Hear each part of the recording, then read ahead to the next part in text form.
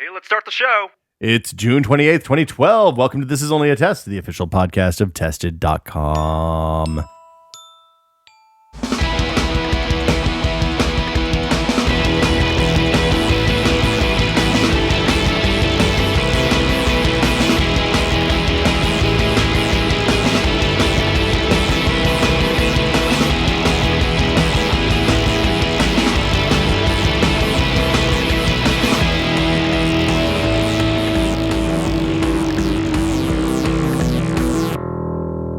I'm Will Smith, back again. I was on vacation last week. How'd you guys do? How was the Norm's here? Gary's here? Wonderfully. I thought we did all right I think we did great. with minimal resources. Yeah, we did the best we could with the resources we were given. I don't know, Will. How do you think we did? That is a very no child left behind attitude to have for... I never want to leave a child behind. Why would you ever leave a child behind? I'm just saying, like, that's every... I think that sounds like a good We did policy. the best we could with the resources we had. Sounds like somebody who, why not overachieve? Did you record the podcast while you were being drugged behind a train or like on a pickup truck? You know, we could or have in a done... giant warehouse or something like that? We could have done nothing.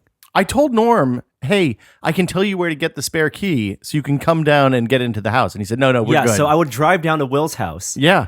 And You could have just recorded here. I don't care. And no. Mm-hmm. Yeah, right. Yeah, I don't know about you, Norm, I but I feel apologize. great that we made the effort. You know what? I think we made it, not just the effort. I thought the podcast was great. What I will tell you is I that think what I was able listeners agree. What I was able to listen listeners to. agree, Will? What I was able to listen to. How much of that? How much? Like 8-10 minutes. The content Okay. was fantastic. It's always good to hear Lloyd. I was bummed to miss him.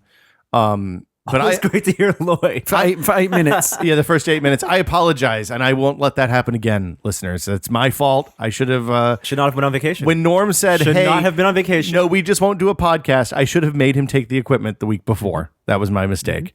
It's been another big week. This is like the third of 3 big weeks in a row. This isn't common, but it's almost like tech Christmas this last couple of weeks. It's happened the last few years. Like since Google I/O kind of started being a real thing, for phone stuff and tablet stuff.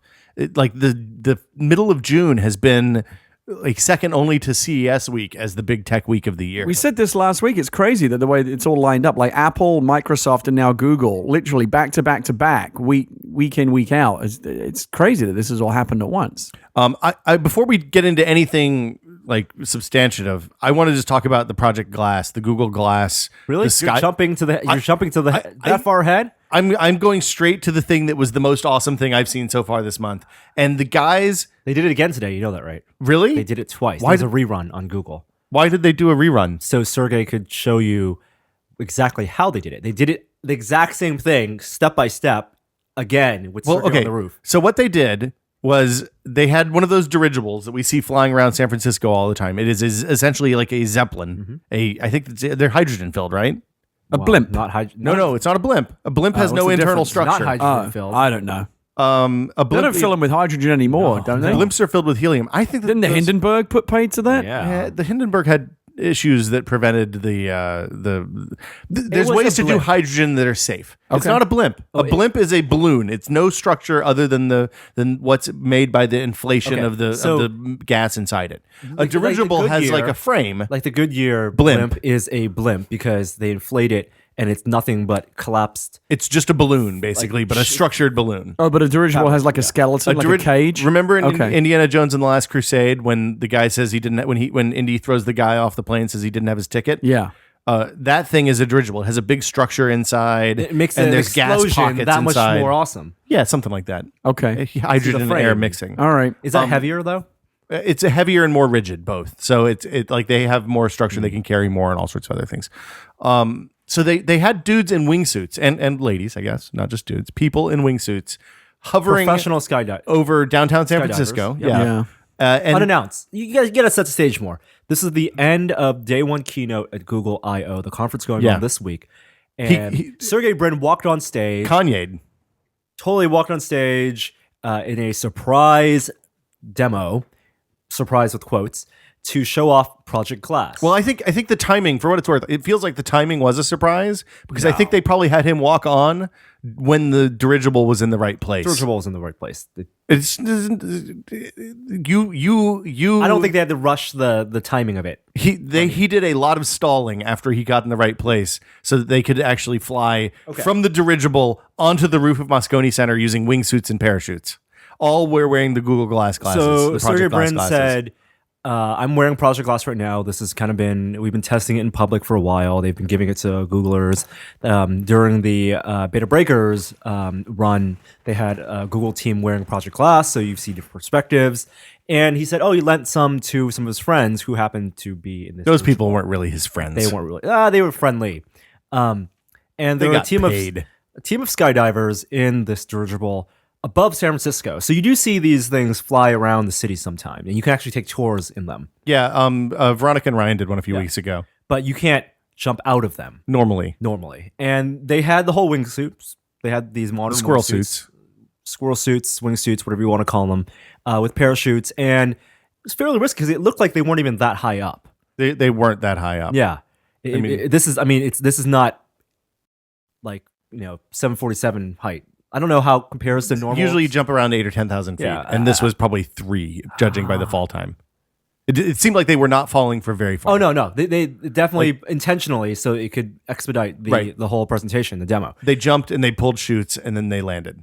So about 4 or 5 skydivers jumped out wearing Google Glass, live streaming. Yeah, The in a hangout. entire in a Google Hangout. It was the most people I've ever seen in a Google Hangout. 5 people. One of Sergey Brin in Moscone Good one, Center. Yeah. Hey, I take a shot at Google Plus. It's what we do, right? Oh yes, this week it certainly is. Yeah.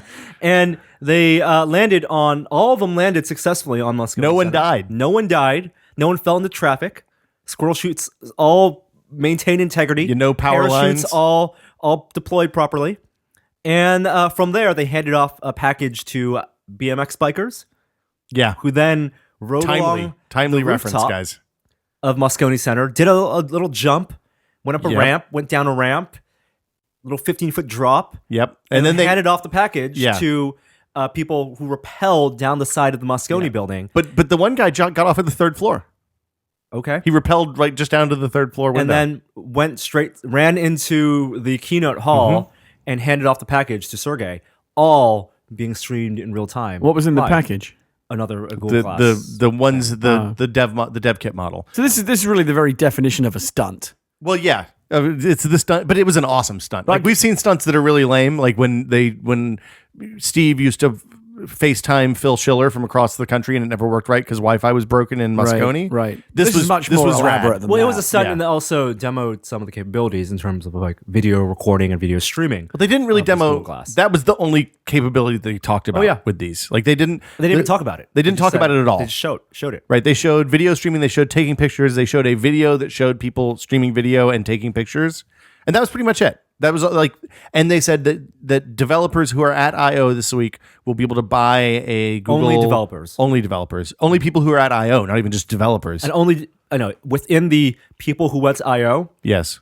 only developers. So if you're like press and you went to I/O, you could not. Well, that's why you buy a Pre-order. ticket to I/O if you're press. Well, no, even if you bought a ticket, you have to. They did some certification or something. Really? It Because was- ours bought a kit. They did buy a kit. Yeah. $1,500, Well, money well spent. $3,000 and 3,000 tacos, and Yeah. they won't even get it till next year. So yeah, the story is the dev kits are $1,500 and they will be shipping early next year to developers. Where do you get 50-cent tacos? Because I'd be all over that. Oh, This is a good question. This is Jack in the Box. This cheapo. Oh yeah, 2 for $1. Two for yeah, $1. of course. Yeah, those I know. And those are good too. And you know what? They haven't been affected by inflation in over 10 years. It's always been $2 for $1. So the Yeah, I quality think has even gone down. Ice-T was tweeting about those the other day about how good Jack in the Box tacos are. That's They're college so currency. greasy. I mean, that's what I love about If it. they squirt the meat in, they Yeah, squirt the lettuce it's in. like a kind of liquified Soylent Green meat Yeah, or something. absolutely. Whatever it is, I love it. Really good stuff. I don't think I've ever It's had a also Jack like- in the Box taco. Oh, you're missing out, dude. No, you're not Really? Is this something they are- for good it's- colon it's- health? it's a or- cla- it's a classic It goes in thing. your mouth the same way it looks like coming out. It's one of those classic Ew. things that, like, you're loving it when you're eating it, but literally the second you finish swallowing that last bite, you hate yourself. Yeah. 3,000 You're like, why did I just or do Google that? Glass. Yeah. I think I'd rather have the glasses. They didn't show anybody notable things. They only showed one guy wearing sunglasses and even. Well, the hold demo on, wait. videos. Are you giving me the 3,000 tacos at once? Because that's a waste. They're all going to, like, the second Yeah. 2,500 of them okay, are going to go you- bad before the time I can get to You it. can't But eat if it's 500 tacos in a yes, week. but if like you're the saying lottery. 3,000 tacos and I can go every week for the have next, a- you have a 3,000 repository weeks, that's something else. Whenever you want a taco, Yeah, until they all run until out. 3,000 runs Yeah. out, When it will be freshly made. I would whenever you take want. that This deal. is like the Futurama thing. I would It's like take that 300 deal. big boys. If Yeah. you're like, oh, I could use 4 tacos right now. Bam, 4 fresh. Yeah, and it just comes off your total. It comes off your total. Yeah. You get the You debit. have a little counter in the bottom left corner of your you could Google even Glasses you screen. could even store 500 of those tacos in like taco futures and turn them into like more tacos. Yeah, I would take that deal. But the tacos, I guess the tacos do beat inflation because the price hasn't changed in 10 years. Hasn't changed in 10 years. Amazing. Or I would take all 3,000 at once, just for the feed photo the masses. shoot. Just for the photo, I'd have like a kind of more money, more problems you have kind that of photo tub. shoot. If you only had Google Glass to take a photo of the eating of the tacos. Well, from no, the first you have person that tub. You perspective. could just, I bet 3,000 tacos would fill that tub perfectly. Yeah, they probably would, but I don't want no. Yeah, why would that's so wrong in so Don't many reuse the ways? tub. What a fantastic way to bring life into the world, Gary. Let me tell you something. You're not going to get this kind of coverage of Project Glass anywhere on the web. That's the unique quality that Tested brings. So serious business. They didn't show anybody wearing eyeglasses using the Google Glasses. They had a photo of someone. They had a wearing photo. They only showed one person wearing sunglasses and using them. them. They say it's lighter than a pair of sunglasses. Yeah, they did say it was lighter than a pair of sunglasses. Seems like it's going to require a tether to some other device to Probably get probably via Wi-Fi, Bluetooth. or Bluetooth. They said multiple radios, which to me implies Wi-Fi and Bluetooth, but no GSM or So 4G. you think those guys had Android Galaxy Nexi in their pockets, or as maybe MiFi skydivers or something like that with yeah. MiFi or something? Yeah. I mean, how do you get reception when you're 2,000, 3,000 feet, 4,000 feet? in the air? Up to 2,000 or 3,000 feet, reception's no problem. It's when you get above Good that. bandwidth too. It's usually fine. The problem when you get up above a certain point is actually not. It's not that your bandwidth goes down. It's that you try to connect to too many cells at once, so you bounce all over the place and have problems. But you can tune the radio in the phone to avoid that problem. All right. Gina said as she watched that demo that it was the most logistically difficult thing she'd ever seen. Oh yeah, I mean, you think about the setup. It seems like it's like when they put on that whole rock concert at the Super Bowl at halftime. Like, I'm just amazed by the logistics of that, and this is something similar. Well, in getting like San Francisco and the FAA and the local airport authority and all the people to agree all the with that, clearances and stuff you got to the get. Moscone people, getting them to let you land on the roof of the thing, Right. because the liability of having those dudes on the bicycles Yeah. just doing the flips off of the roof is There's a handful enormous. of companies that could pull that off, and Google is one of them. Yeah. Now the downside of this whole thing is that I think that Sergey Brin looked more like a Bond villain yesterday than he ever has before. Sergey's cool. He was wearing the black turtle. He If was it wearing the Larry, Jobs uniform. if it was Contemporary- Larry, that was- contemporary Larry looks Bond kinda villain. creepy. Yeah, no, like a Tomorrow Never Dies Bond. Yeah. and Oh, further on. What's the guy's name from the Simpsons episode? Hugo something or other. No. Oh, I know who you mean. The guy that Albert Brooks plays. Strong. Yeah, let's move on. Yeah, Yeah, he was very. I know much who- I know who you Very mean. friendly. You want hammocks? Hank, isn't it like Hank something? Hank.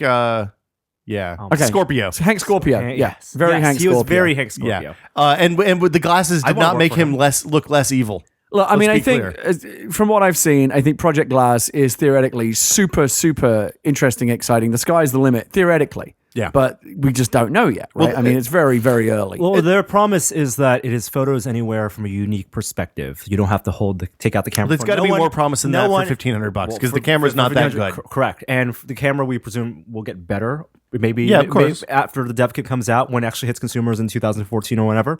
But the promise is you're holding a baby with two hands and you can take a photo with a head nod and not have to whip out a cell phone and juggle a baby in a cell phone. Yeah, but a and get head this- nod to take a photo is going to shake the. Oh no, it's all time. I mean, Like, I you know. head nod and then it counts down 3 seconds. It's like Genie. Yes, it is like Genie. Blink, blink. I dream of. Yes. Comma and yeah, can I just wiggle my nose? Yeah. Wait, which one is that? Bewitched though? I that's Genie. always get those two. The witch mixed up. is the wiggle the nose. which one was the rip off of the other one? I think Genie was a rip off of I Bewitched. thought Genie was first. I think Maybe Yeah, people get confused. Like people always think the Addams Family is a rip off of the Munsters. No, but it's the other way around. Yeah. Yeah. Well, Genie was Bewitched was in black and white originally, so it might be older, but it could be. No, that- the first episode of I Dream of Genie was also black and white when he finds the but- genie, the astronaut. What was the one with Larry Hagman? that's Genie. Genie. Okay. And then also replaced. Oh no, No, you're thinking of Dick York and Dick Dick York and Sargent. Dick Sargent. The two I- Dicks. Yes, Larry Hagman from Sargent Dallas York. was the astronaut Yes. in I Dream of Genie. Yes. Okay. So many. It goes all the way down, and I think that Doctor wasn't the Larry Hagman's boss in I Dream of Genie. Wasn't he? He passed away. Dr. Smith on Will Robinson on Lost in Space. I don't remember. He might just look like him.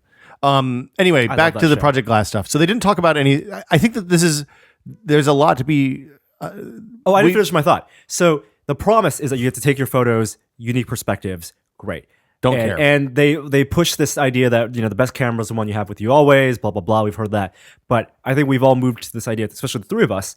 The best camera isn't just the one that you have with you always. It's the one that has the best quality. No. It's a combination of both. I carry my camera with me always now because I want to have the best quality. Right, but there are times that I just whip out the iPhone and hang my hand. Yes, outside of the car. but you're not mainstream typical. Yeah, you're Most people do not have a camera that good and do not carry it around. Mainstream with them. typical aren't going to pay $1,500. This isn't going to be a $1,500 product. There's a reason why the most common Google camera uploaded onto Flickr and what have you is the iPhone, Yeah. right? It's because what people have with them. Exactly. The things that I think we can take away from this are the fact that they didn't talk about any of the things that it can do implies to me that it is a difficult product to demo. It'll do many things, but what the number one thing, the best thing it can do, and the thing that Google makes sure it'll do so Directions. well, no, Breadcrumb trail. show you ads. Well, cynical, Norm. Well, it's good to have you here. the they live nature of it all is where it starts to get a bit. Well, it's not going to nerve-wracking. block. It's not going to it doesn't obscure your vision. It's not changing your your. We've talked to people who've used Sergey's glasses before, not just yesterday, but like in a real where you can see the UI and stuff. Yeah. And it's like the description I had was that it's up here in the kind of top right corner of your right eye only. Okay. Like you have to look up and to the right to kind of see it. Okay. ambient. Which isn't up and to the right where you look when you're telling a lie, or is that the truthy part, the truthy look? No, if you look away, you tell a lie. Really? I think that they're going to do a gradual rollout, and I think that by giving it to the true believers for $1,500 first, they're going to ensure that the people who By selling it to the true believers for $1,500. the first people who have their hands on this are going to give positive feedback, are more likely to be invested in it because there's a cognitive dissonance thing where they have to. $1,500. You're Right. You're gonna want wear it all the time. I want to believe in the future, and I think that these glasses could potentially have the potential to be the next smartphone revolution. Like smartphones now, they're not even phones anymore. They're just little devices that They're do pocket everything. computers. Yeah. Be more forward thinking. Don't look at the actual hardware, but think of the usage scenario. The unfortunate thing, I think, is that in order for this to work, I think Google has to go beyond their ecosystem, though. I mean, if they do, the type of people who are going to spend $500 or $1,000 on these glasses at the first go round are probably more likely to be Apple early adopters than Google early adopters. I also worry as well as someone who constantly is a little bit worried about human nature that the misuse scenarios are also quite rife. The public restroom is a terrifying spot if everybody's wearing these fucking glasses. Yeah. Well, Like a also, hangout has a whole different driving meaning. a car, texting while walking. Well, why would I? It'd be awesome. I could totally drive. There's no laws against wearing glasses while driving. because these glasses have to wear glasses while because driving. these glasses aren't on the market yet. Right. They didn't have texting laws 20 years ago. It'll take 4 or 5 years either way. Oh, I think Gina is arriving home. Any other thoughts on the glasses? Like they really didn't say anything about what the glasses are, what they're going to be. Which to me, This was more vapory even than Surface was. I mean, Surface obviously is further along, but there was some issues. Microsoft didn't really show finished Will, hardware. Do you want to get all your Surface thoughts out right now since you didn't get to last week? Yeah, you were very cynical apparently about all the Microsoft stuff, right? Here's the thing about the Microsoft stuff. I made notes so I could go down it very quickly without reiterating a lot of stuff. I think that Windows Phone 8 looks really awesome. I think it's a great step forward for the platform. I think the fact that they sold a bunch Part of Windows phones, Phone 8 do you think is awesome? I like the new UI stuff. I think that the better multitasking and all that stuff. Basically, everything about Windows Phone 8 looked good. That the takeaway from that is the bad thing about Windows Phone 8 is that the true believers who bought into that platform, especially since the Nokia launches, are getting fucked really hard, and that is the fact that they absolutely knew that they weren't going to make Windows Phone 8 available for those phones. And when we asked them this March and this January and last November, and they said, no, we don't know what we're going to do yet, that is some utter horse shit. And is unforgivable. I saw frankly. a bus the other day that had a big Nokia Lumia 900 ad on it, and the tagline is "The smartphone beta test is over." Right. Which it just seems so insulting now when you realize that those phones that only brand new, 3 months old, in some brand cases, new. yeah. People are buying. This is the flagship Windows Phone 7 phone. They're trying to get people on board, and the first thing they're going to say to those users is, "Oh, sorry, the next big evolution, which is right behind this one, that phone that you just bought probably on a 2-year contract." Sorry. But the fact that it's a revolution says, and I'm not apologizing for Microsoft. they made a decision. It's their decision to make, but they're changing the architecture in Windows Phone 8 from Windows Phone 7 and 7.5 and 7.8 in that it's now going to share a lot of the same code as and framework as Windows. So Windows 8. I don't care. I mean, I understand. That is the most exciting part of Windows Phone 8. No, I think Will's right. The Windows Phone 8 is going to be very exciting, and, and I understand why it's necessary that they have a new set of technical specifications for it, requiring multi-core processors and so forth. But it just kind of feels like they did not think this through. Windows 7 up to, for now just seems like a big stutter step on the way to Windows 8. Well, Windows they Phone had to 8. get something out. Well, there was 7.5, and they will have 7.8, and the fact they will have 7.8 is but if you're not going to be able to run apps from 8 on 7.8, it's those people are getting the fucked. only real argument I've heard against this is 7.8 is not that bad a compromise. That remains to be seen. And also that so few people have bought into Windows Phone so far that they're not really pissing off that many people. Those 5 million people are probably not going to be. But a lot of the people they are pissing off are the few true believers they have managed to scoop up so far. But those people. I mean, if Apple did the same thing, they would just buy the next phone. Here's the thing. We know what the rules are on iPhone upgrading now. We know that there's going to be a new one more or less every year. Once a year on a regular new version schedule of the OS in the fall. And you probably fall behind every 2 years. And you get arbitrary features that you do not get on 1-year-old hardware. Absolutely. And 2-year-old hardware. Absolutely. Those rules are established. We know the rules on Android too. We know that if you buy a Nexus phone, you'll probably get upgraded almost immediately when there's new OS, and everyone else is going to get fucked, right?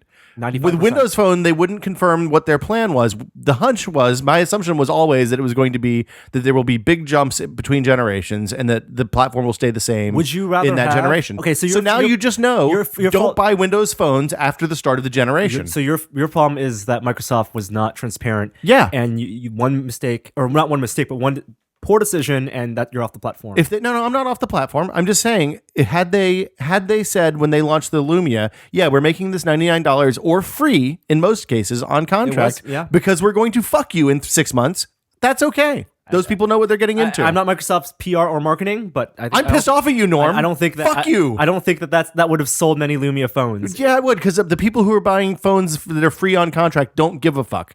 It's literally just the fact that they didn't say it is to the people who do care. That's the bullshit thing. It does feel a bit like a do-over, and that the people that were in on the ground floor are not. Yeah, they're getting treated fucked very well. Let's be perfectly clear about what's happening. They are fucking everybody who bought a Lumia, which they said is the flagship phone. Lloyd wrote a piece about this last week about how he feels like people that there should be some kind of amnesty for people that bought in. Microsoft should subsidize them buying out of their contracts to get real phones. They're not going to.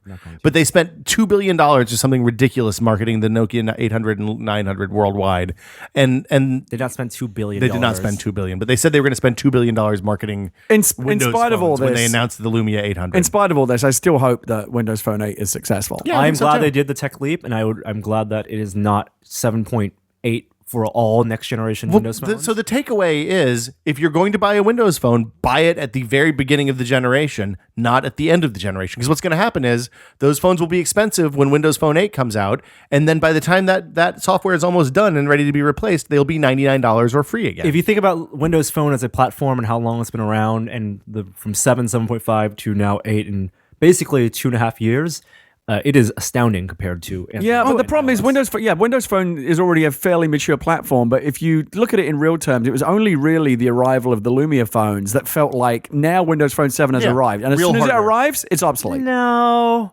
Well, that's the story they were telling. That's definitely the story they were telling, but if the Windows Phone 7 phones beforehand were fine. I like the focus. The Lumia had slightly better camera. It still wasn't the best camera, and had the hardware looked different and felt better. That will make its way into Windows Phone 8. So messaging was not genuine. And well, how did you feel about Surface? So I think Surface looks really awesome. I think the hardware looks really good. I think it's the tablet that Microsoft needs, right? I think the fact that they didn't talk about pricing and they didn't let anybody actually handle them is very suspicious. I think that means that probably they're going to have a challenge hitting $500 with the RT. And my guess is that those PCs are going to start at about, the x86 ones will start at $1,000 or more. I think that's about right. I think, but not letting people handle stuff is that seems to have in the tech blogging media world. That seemed to backfire a little bit. I think that Microsoft basically felt they needed to get out with something. Yep. They were every day that they don't. Excuse me. Every day they don't announce what they're doing is another day lost to Apple or Google. I get it.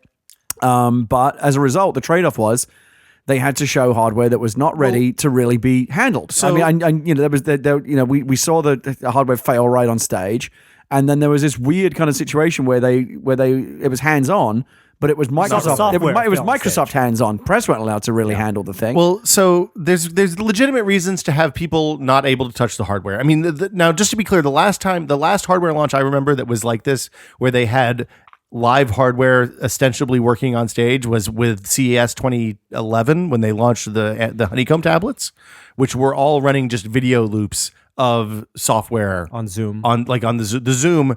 All those people that were looking at live demos of the Zoom were watching a video loop that just played over and over again. Right. This And the actually was people running doing it were real mimicking it. real This was actually software. running real software. There's a legitimate reason to not let journalists handle the software, handle the hardware, and that's that if they're running on unannounced ARM silicon from a vendor that hasn't, Microsoft has no idea what NDAs I've signed as a dude who's at a tech demo, so they don't know if I'm signed onto the NDA for whatever Nvidia's next gen thing is or whatever Samsung's next gen thing is, and they can't let me see what the name of that hardware is. The problem is that it's likely 4 to 5 months out. Oh, absolutely, it's a Christmas product, not an August product. They had a big event, but they're not going to deliver on the product. I think until, that's fair enough. Far away. And the other reason is as soon as you hand something like that to a tech journalist, the first thing they're going to try and do is break it. Let's see how many tabs I can open at once. And the fact that they didn't have the keyboard covers, which look awesome, Yeah. in a way that you could try them, is why have the fucking event. The downside is when you do this kind of like hands-on, but kind of an arm's length event, you create a lot of cynicism, and that's exactly what skepticism. Certainly, that's what we've seen. The interesting thing to me is that's not the thing to be concerned about with this Windows 8 with the Surface launch. Yeah. The thing to be concerned about is that Microsoft putting a vote of no confidence in their OEM partners that they've Right. worked with for the last 30 years. Good. Is really, really bad. Good. You say good, but HP and Lenovo and Asus and all these people can theoretically make good hardware. Theoretically. I understand. For 30 years, theoretically make good hardware. This is a major shift in the Windows ecosystem. But there's plenty of room for those OEMs. The Surface is going to be a very limited kind of product. There are going to be many other people out there that want a more powerful system. They're willing to pay more. They want a less powerful system. They'll want to pay less. The OEMs can fill all those Here's holes. what Microsoft cares Absolutely. about: selling Windows 8. I understand that.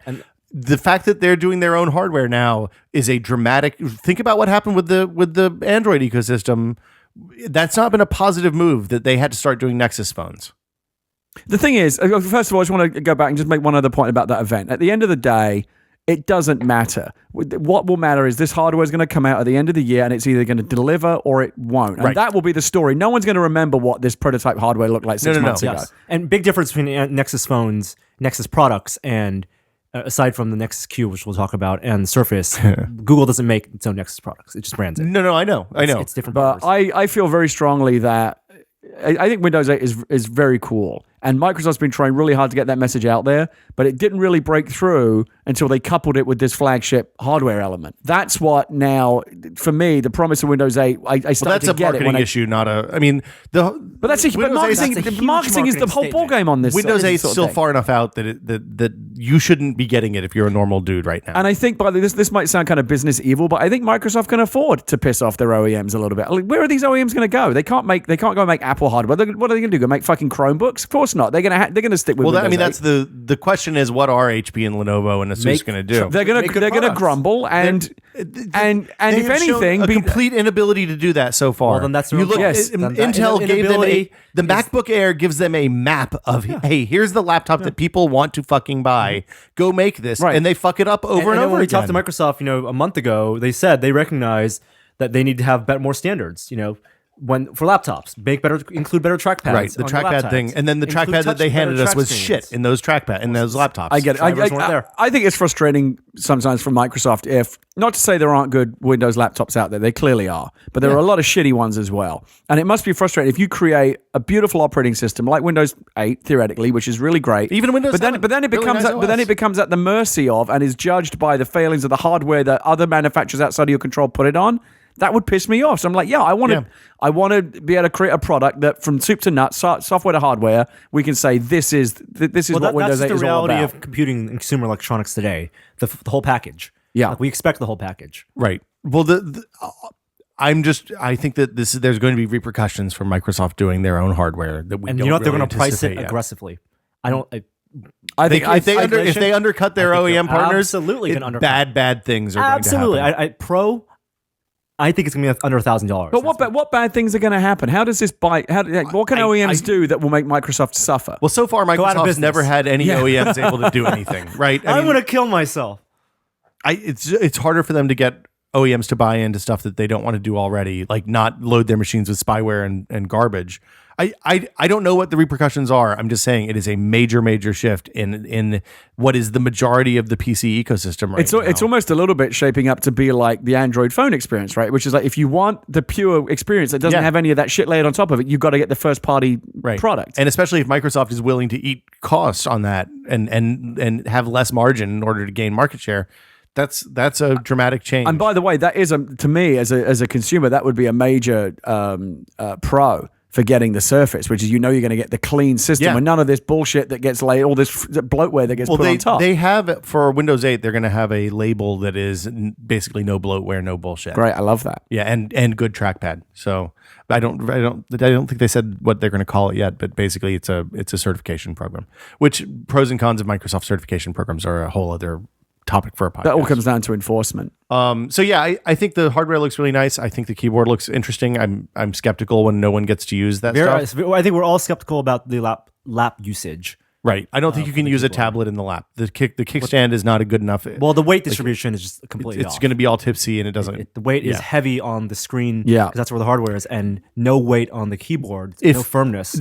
Was the kickstand like multi-step? Could you make it flat? Yeah. Like if you could make it. I think it had like, different degrees. Yeah. If it could be 30 degrees off your lap inclination. instead of 60 degrees off your lap, then you can. The problem is it still doesn't seem stable. It's not a good old fashioned laptop. That's why I love the Air. Is that nice hinge? You know that you can lift it from the base. It's stable. It's got infinite degrees of adjustment. Well, not infinite degrees. No, it's down to like 80. Yeah, there you go. Well, but within that arc, you can adjust it as gradually as you like. And when you want to carry it around and take it off your lap, you just lift it from the keyboard, like any notebook, light notebook, ultrabook, put it on the side, and you don't have to worry about it falling over, collapsing, or doing anything. Yeah. Let's go back to I/O. Okay. Well, one more thing. Surface is. We all agree, new paradigm. We talked about this last week of Microsoft New Vision, the PC, tablet, and laptop in one. You guys see what the mod book got reannounced today? What's the mod book? The mod book. Oh God, do you remember in 2010 before the iPad was announced? There was a company that modded MacBook Pros and turned them into tablets, and basically, I do remember that. Basically, went out of business because I the never heard iPad of came that. out. So I forget the name of the company. It was like something Tron, like Positron, Doesn't matter. Exatron, whatever. Basically, they took MacBook Pros and modded them to remove the keyboard and change the screen so it would be some type of digitizer screen with a pen. Yeah. That sounds like what they basically created is the Mac version of a Windows 7 tablet, i.e. the product nobody wanted. Exactly. And basically that company went out of business. Well, Windows XP tablet. Let's be fair. Yeah, so the Windows XP was the word. Well, Windows 7 was shitty as well for went out of business basically when the iPad came out with, and also with the collapse of the economy, all their financing went away. Today they have announced that they're coming back, the mod book with the new, not based on MacBook Air, still based on MacBook Pros, but with a Wacom digitizer. I'm still not interested. That still sounds terrible. And you know what? It definitely does sound terrible. And I would rather literally take a huge pile of my money and burn it than invest it in that company. I think it would last longer and I'd get more entertainment out of it. You can make a s'more at least. Yeah, but make some marshmallows, toast some maybe marshmallows. cook a hot dog. Yeah. 5,000 tacos. Now you're seriously talking. Really, $2,500? That's crazy. Well, they're basically MacBook Pros modded with new hardware, new casing. Terrible. Moving on. I'm thinking about this. I feel like there's some kind of Oktobercast potential for this taco thing that we're talking about here. Well, Ryan's always had. We can just get a taco truck to cater His Oktobercast. 100 taco challenge. Nugs challenge. 100 nugs. 100 nugs. I think it's doable. No. Too much Was it breading. 100 or 200? It was 100. 100's bad enough. 200 is crazy. 100 is doable, and you can get. You say it with such confidence. It's only like $15 worth of nugs. And by the way, you can get 100 nugs for $25. It is 20 for $5, right? So why this? Let's not entertain this So conversation. it really is. anymore. Yeah, you're right. $25. Yeah. 25 bucks Yeah. in tax. What a value. Gross. How many? Now, do you imagine that you would be dipping? Does No. Well, I don't know because the dip over the volume of 100 nugs would definitely add up to a lot more filling. But it could also serve as lubricant in your stomach. Yeah, and it also just makes it more appetizing. Like I don't even like eating dry nugs, just a few of them. Like if I've got 20 nugs or 10 nugs, whatever many I'm eating, and the dip, sometimes if you don't plan this out properly or you don't get enough extra dip and you run out of dip and you're kind of scraping around the bottom of the cup and there's not much left, you've still got 3 nugs. I just won't eat those last nugs because they're not good dry. Well, so they're cold the too. last couple nugs are the toughest to finish. And we were talking about 100 nugs. The last 40 nugs. I can do 20 standing on my head, but I don't know where. McDonald's doesn't believe so because their new ads for nugs are now buy nugs and share with the lady. Yeah, friend. with your girl. Yeah, that's just their way. Introduce yourself and ask and share your nugs. It's only baby, $5. I got a bucket full of nugs here. They come in trays. I've been revolted by this entire conversation. I've been nug free since 2004. Maybe 100 nug challenge is something I could do for Oktobercast. I think I could do it. I think we should get a taco truck to cater 24 hours of Oktoberfest. You're going to be a father. Yeah. The TCO on those and nugs. my child will have a legendary story to tell about how I died. Like John Henry. Yeah, exactly. The TCO on the nugs is way more than $5 for 20, you realize. John Henry was a nug dipping man. Can we talk about the new ketchup packets that they have at fast food places now? Oh, the 3-in-1s? The things that are alternate squeezers and dippers? Aren't they fantastic? 4 years I don't old. eat fast food very often. Yeah, they are wonderful. They're amazing. Small dippers, but you can peel off the little and squirt. tip and squirt. That's a great example of technology. This is at work. design. Yeah, This is good true design. and true Was technology. it invented in America? I don't care. That's Did you awesome. see? Did you see Probably that thing not. that Doug Copeland tweeted about design? Who's Doug Copeland? Douglas Copeland, Generation X. Oh, yeah. Microsoft's. Okay. All right. I'm bad with names. Posted an interesting video. I don't think he made it. He just found it and tweeted it about how very subtle defects in everyday design can really affect our lives. And it was this video that this guy made about a subway station in New York City that uniquely the steps leading up to the surface level. Yeah. One of the steps one step is 1 inch. Oh, did he tweet higher than the others? Oh, see, and everyone trips on that step. And there's a that video of tiny little everyone. defect in design makes a huge difference. tweeted that too. New York City has closed that stairwell yesterday Because of the video? and they are fixing that. Wow, it seems like it'd be really hard to fix. They probably have to chisel out every stair in the joint and redo them all. in Or order to get angle right. that step. Just Could angle it, I guess. Just take an inch off that one step. That's a problem. Well, but then the next one's going to be an inch high too. angle it. I'm sure they. Yeah, There's probably. I'm just glad they're fixing There it. was some pixie ducks on that shit. You think there's Anyway, a way to fix it was this? it was interesting to watch. I found the video. I saw the video someplace else, and Oh, okay. and yeah, I thought it was really interesting because now every time I wipe out when I'm walking down the street, I'm going to assume it's because something's a fraction of an inch higher than I hate expect it to be. Going up staircases, one that are really made of solid concrete. Because if you faceplant on that, it's going to be much. You're going to lose teeth. You're absolutely going to lose teeth, and even bracing yourself against those. Yeah. Is terrible. So if they are really rigid angles, it's terrible. Also, ones that even if they're all uniformly 1 inch taller than a normal staircase, it's just, your pacing is completely thrown off. Like in the Giant Bomb Death House this year at E3, they had that weird stairway up to the 7 room, and it was like normal step, normal step, normal step, high step, normal step, normal step, normal step, high step. So and there were no, what are those things called in the back of steps? There's a name, there's a word for that. Oh, I don't know. It didn't have those either. The walls. The vertical part. So you can kick your foot against and brace. If you missed, You slip through. real death. And your Like, you leg could- gets mangled on the staircase. Femur- But when poking out. one step is obviously that much bigger than all the others, you see it coming and you account for it. When it's not, when you can't visually notice it, that's how people trip up. it wasn't that much of a difference though. You didn't notice until the first time you ate it. You know, the thing that always throws me off is when you go to an escalator, Yeah. usually a down escalator, and the escalator's out of service, so it's basically just stairs. Oh, they're really hard to walk up and down. It's really tall. When you I see it coming, I know the escalator's not moving. I know that's basically a staircase, a static Always take the staircase. stairs. You step onto it, you never hit it quite right. Do you know what I mean? Yeah. It's like your brain is still thinking it's going to be moving when you step onto it. Well, and then still they're the holding wrong the height. railing. They're way Yeah. too high. Way too Yeah. high. And the things are way too narrow for that height. Mitch Hedberg was wrong. Have you ever been on an escalator that stopped working when there were a bunch of people on it? No. There's a Saturday Night Live skit about this. Yeah. But one year at either E3 or CES, some big trade show where there's a lot of escalators and they're packed. I was on one of those escalators going down into Central Hall, and the escalator stopped. Yeah. And there was potential for real harm. It's a joke, but people kind of tumbled forward and you had to catch the person behind you. And if one person at the top had stumbled when the momentum stopped, Yeah. it could have gone really badly and they could have taken out 50 or 60 people going down that escalator. It's real dangerous. No laughing matter. Make sure your shoes are tied too.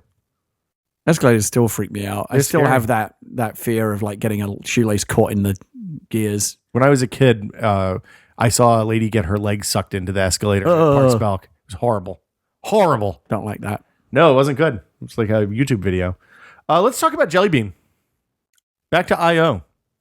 All right. So Jelly Bean's the new Android 4.1. Android, yeah. For tablets, right? Nope. For everything. For everything. Everything's for everything now. Okay. It's so they all don't have unified. separate offshoots that are just for tablets. No separate Because offshoots. gingerbread was just for tablets, right? No, gingerbread was for phones before they had tablets. Honeycomb was just for Honeycomb, tablets. that's right. Okay. Ice cream sandwich was for both. So they don't have that. unification. They don't have that distinction anymore. No distinction anymore. Okay. Now, how come Jelly Bean Yeah.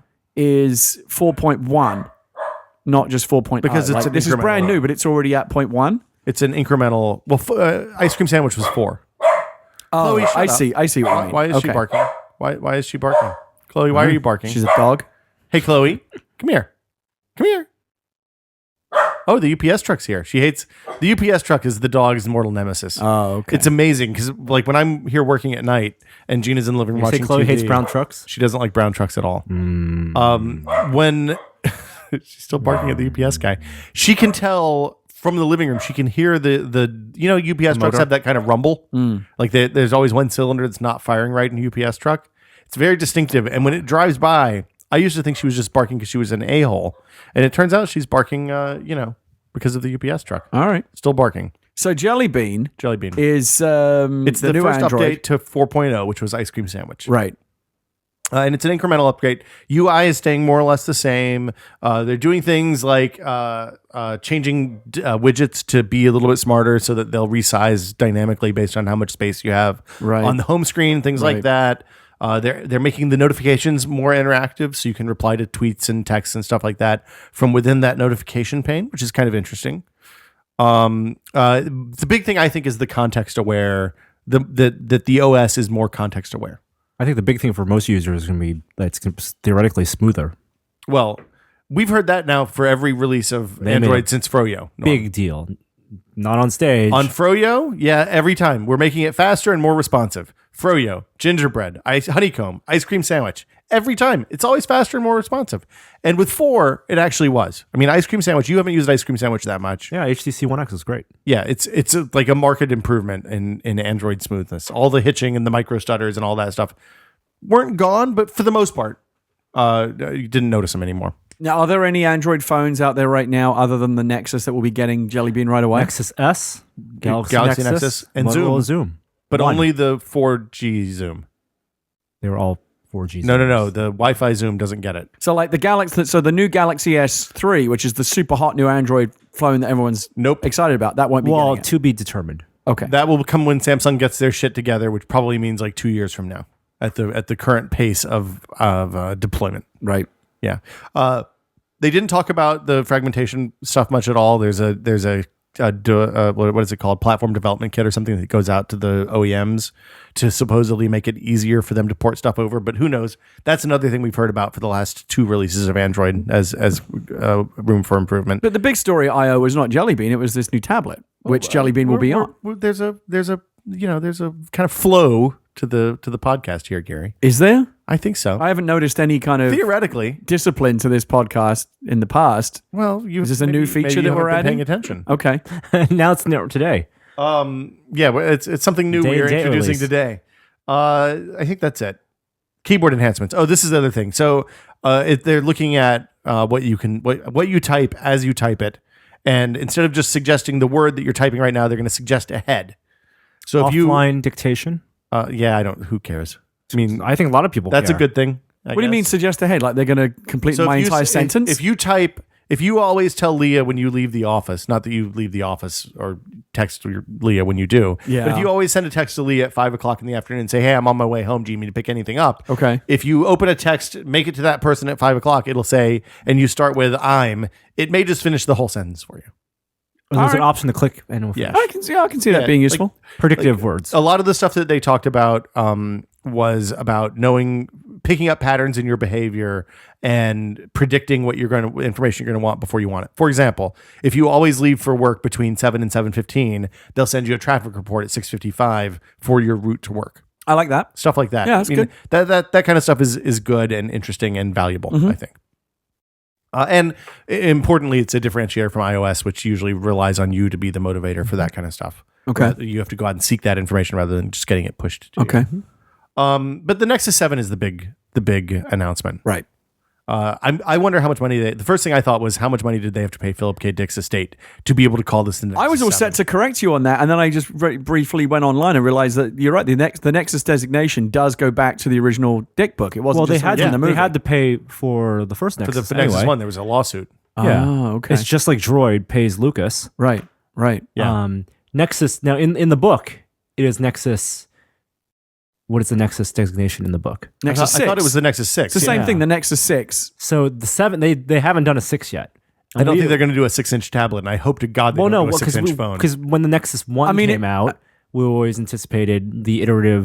For It's cool. phones It would makes be- a lot of sense would because it's a eventually get to the 7-inch 6, yeah. tablet. It's a And Nexus 7. It's a and, good and we're all familiar with the Nexus 6 designation Yes. from Blade Runner and Android Stream of Electric Sheep. So this is the next step up. I am very excited about this tablet. It's a 7-inch tablet. I am too. Quad-core Tegra, 1 gigabyte of RAM. So it should, unlike the previous best-selling 7-inch tablet, the Kindle Fire, it shouldn't be gimped hardware. It's running Jelly Bean. Asus makes it. Yeah, And this is the tablet that they showed off at NVIDIA's press conference at CES. How do you think? I'm always fascinated by this. Really? How did they decide on Asus as a hardware partner for So this? this is what Price. happened. This is what happened. Asus was working on a 7-inch tablet, working with NVIDIA on a 7-inch tablet, and announced this at CES as here's our Tegra tablet. $250 was their announced price back then in January. And very few people got to saw it. I think Jensen held it up on stage. he did it. He and- showed people in a quiet room off to the side afterwards, apparently. And it was a strong partnership between Asus and NVIDIA. And Google saw this as a good opportunity because they saw, and this is after the Kindle Fire had been released. Right. And And- sales were doing very well. And I mean, arguably, the Transformer Prime is the only well-reviewed successful Android tablet aside from the because Fire. it's been updated fairly well. Right. But So Asus had supported it well, and it's a strong brand. So And- Google basically identified kind of a pre-existing product and just kind of brought it in. Well, before Asus probably had their own plans, and they do tons of different Android tablets. I mean, not like prototypes, not all ones that always go to market like Samsung. Right. And I think this was like a 4-month development process, basically from CES to now, where they just put people on it, both in Asus and Google's team. You know, this is going to be like Christmas come early for Asus. They're going to love this. This is good. Well, Asus is a huge hardware company. I mean, they're not a small company. I know, but this is still a huge get for them to have the official absolutely. Google tablet. Absolutely. And it, from all accounts, I mean, the hardware looks really sound. It 1280 by 800 screen, IPS. And people have seen it and have it right now from Yeah. Google I/O. Say that looks great. You know, pixel density aside, it looks really strong, really vibrant. Like Right. a little The weight's contrasty. good. It's 3/4 of a pound. I was talking to Almost exactly 3/4 of a pound. That's like what 340 grams. It's light.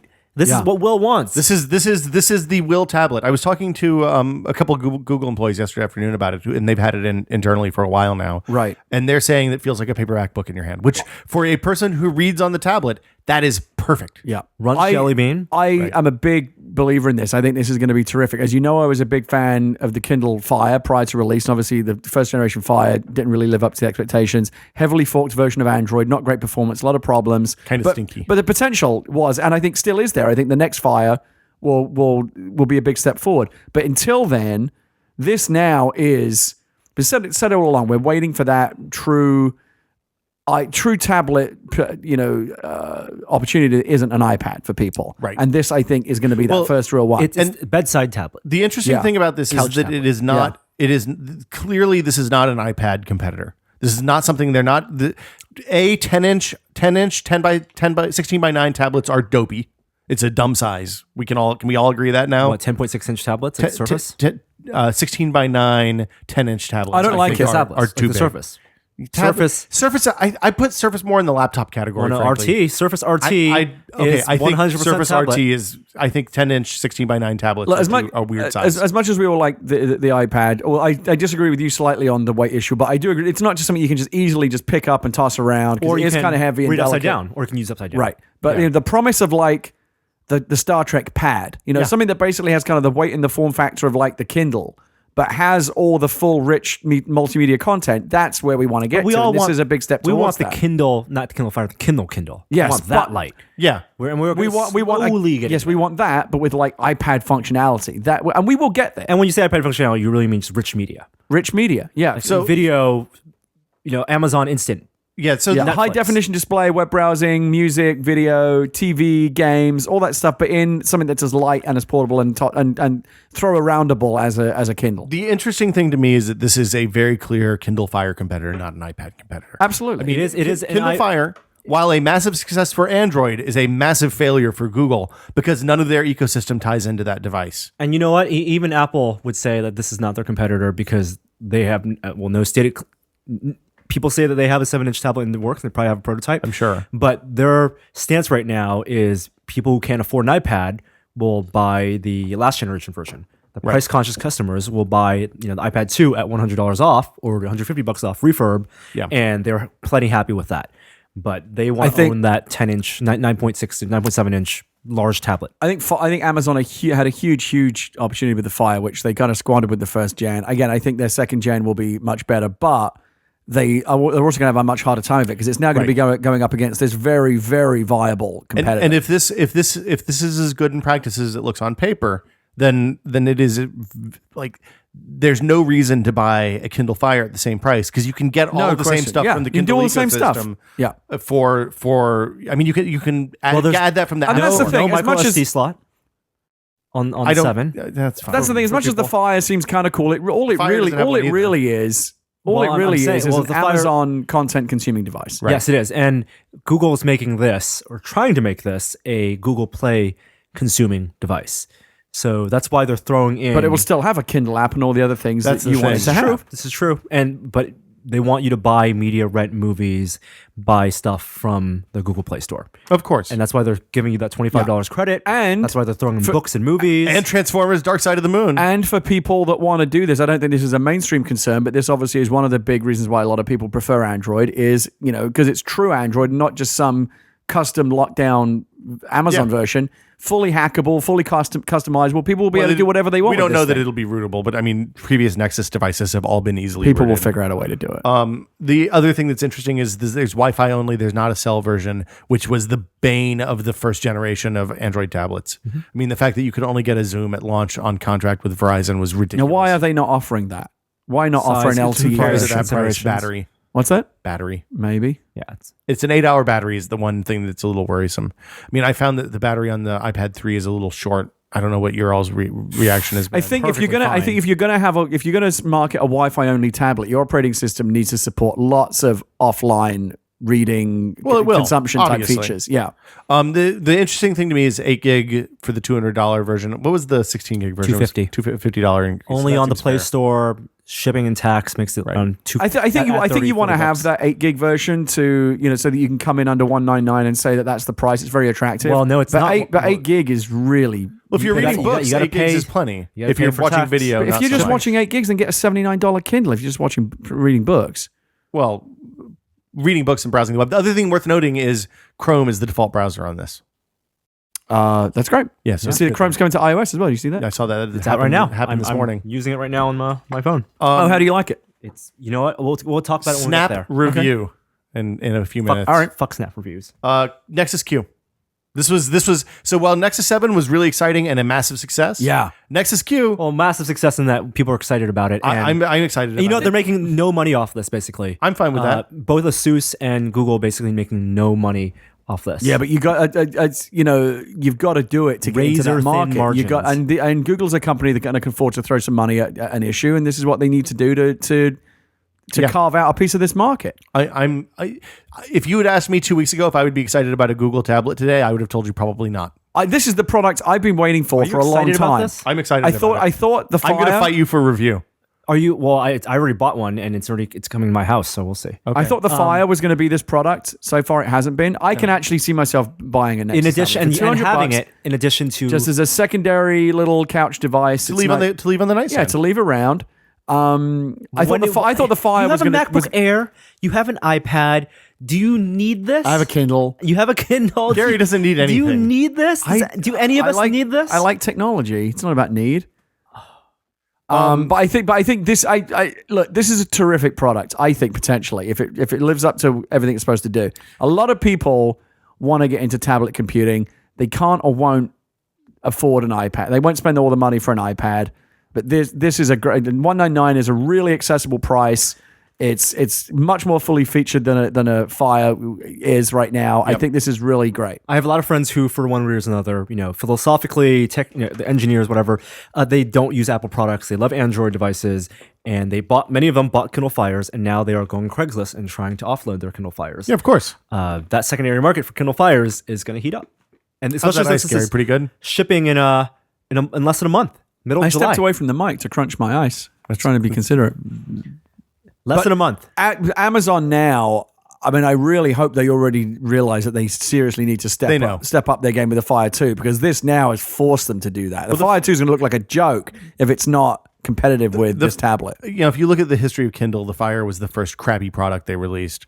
So they're aware that they need to increase their enthusiasm. The problem is, no matter how much they've improved the experience, it's still going to be this very heavily locked down Amazon-style tablet. It's not going to be a full Google tablet the way that the Nexus is. But some people want that. Some people are comfortable with that. Throw in the Prime. Some people are. I mean, it's why Apple does well. Some people are comfortable with the heavily curated lockdown experience. No reason why Amazon. I think that this is how the market is kind of calcifying now. I think Apple with the iPad and Microsoft with the Surface will fight it out over the premium high-end tablets, and Amazon and Google will fight it out over the kind of the low. I mean, when I say low-end, I don't mean like a shitty tablet. I just mean affordable and good enough You're for talking what a about lot of 7 people, inches. I mean, I'm talking about 7 inches. Don't talk about price. Affordable price point and functional enough for most people. Talk about usage scenarios. Fighting it out for the usage of case for tablets in the bedroom. Reading tablet people that want to web browse, read newspapers, play some games, watch movies and TV shows, Netflix, whatever.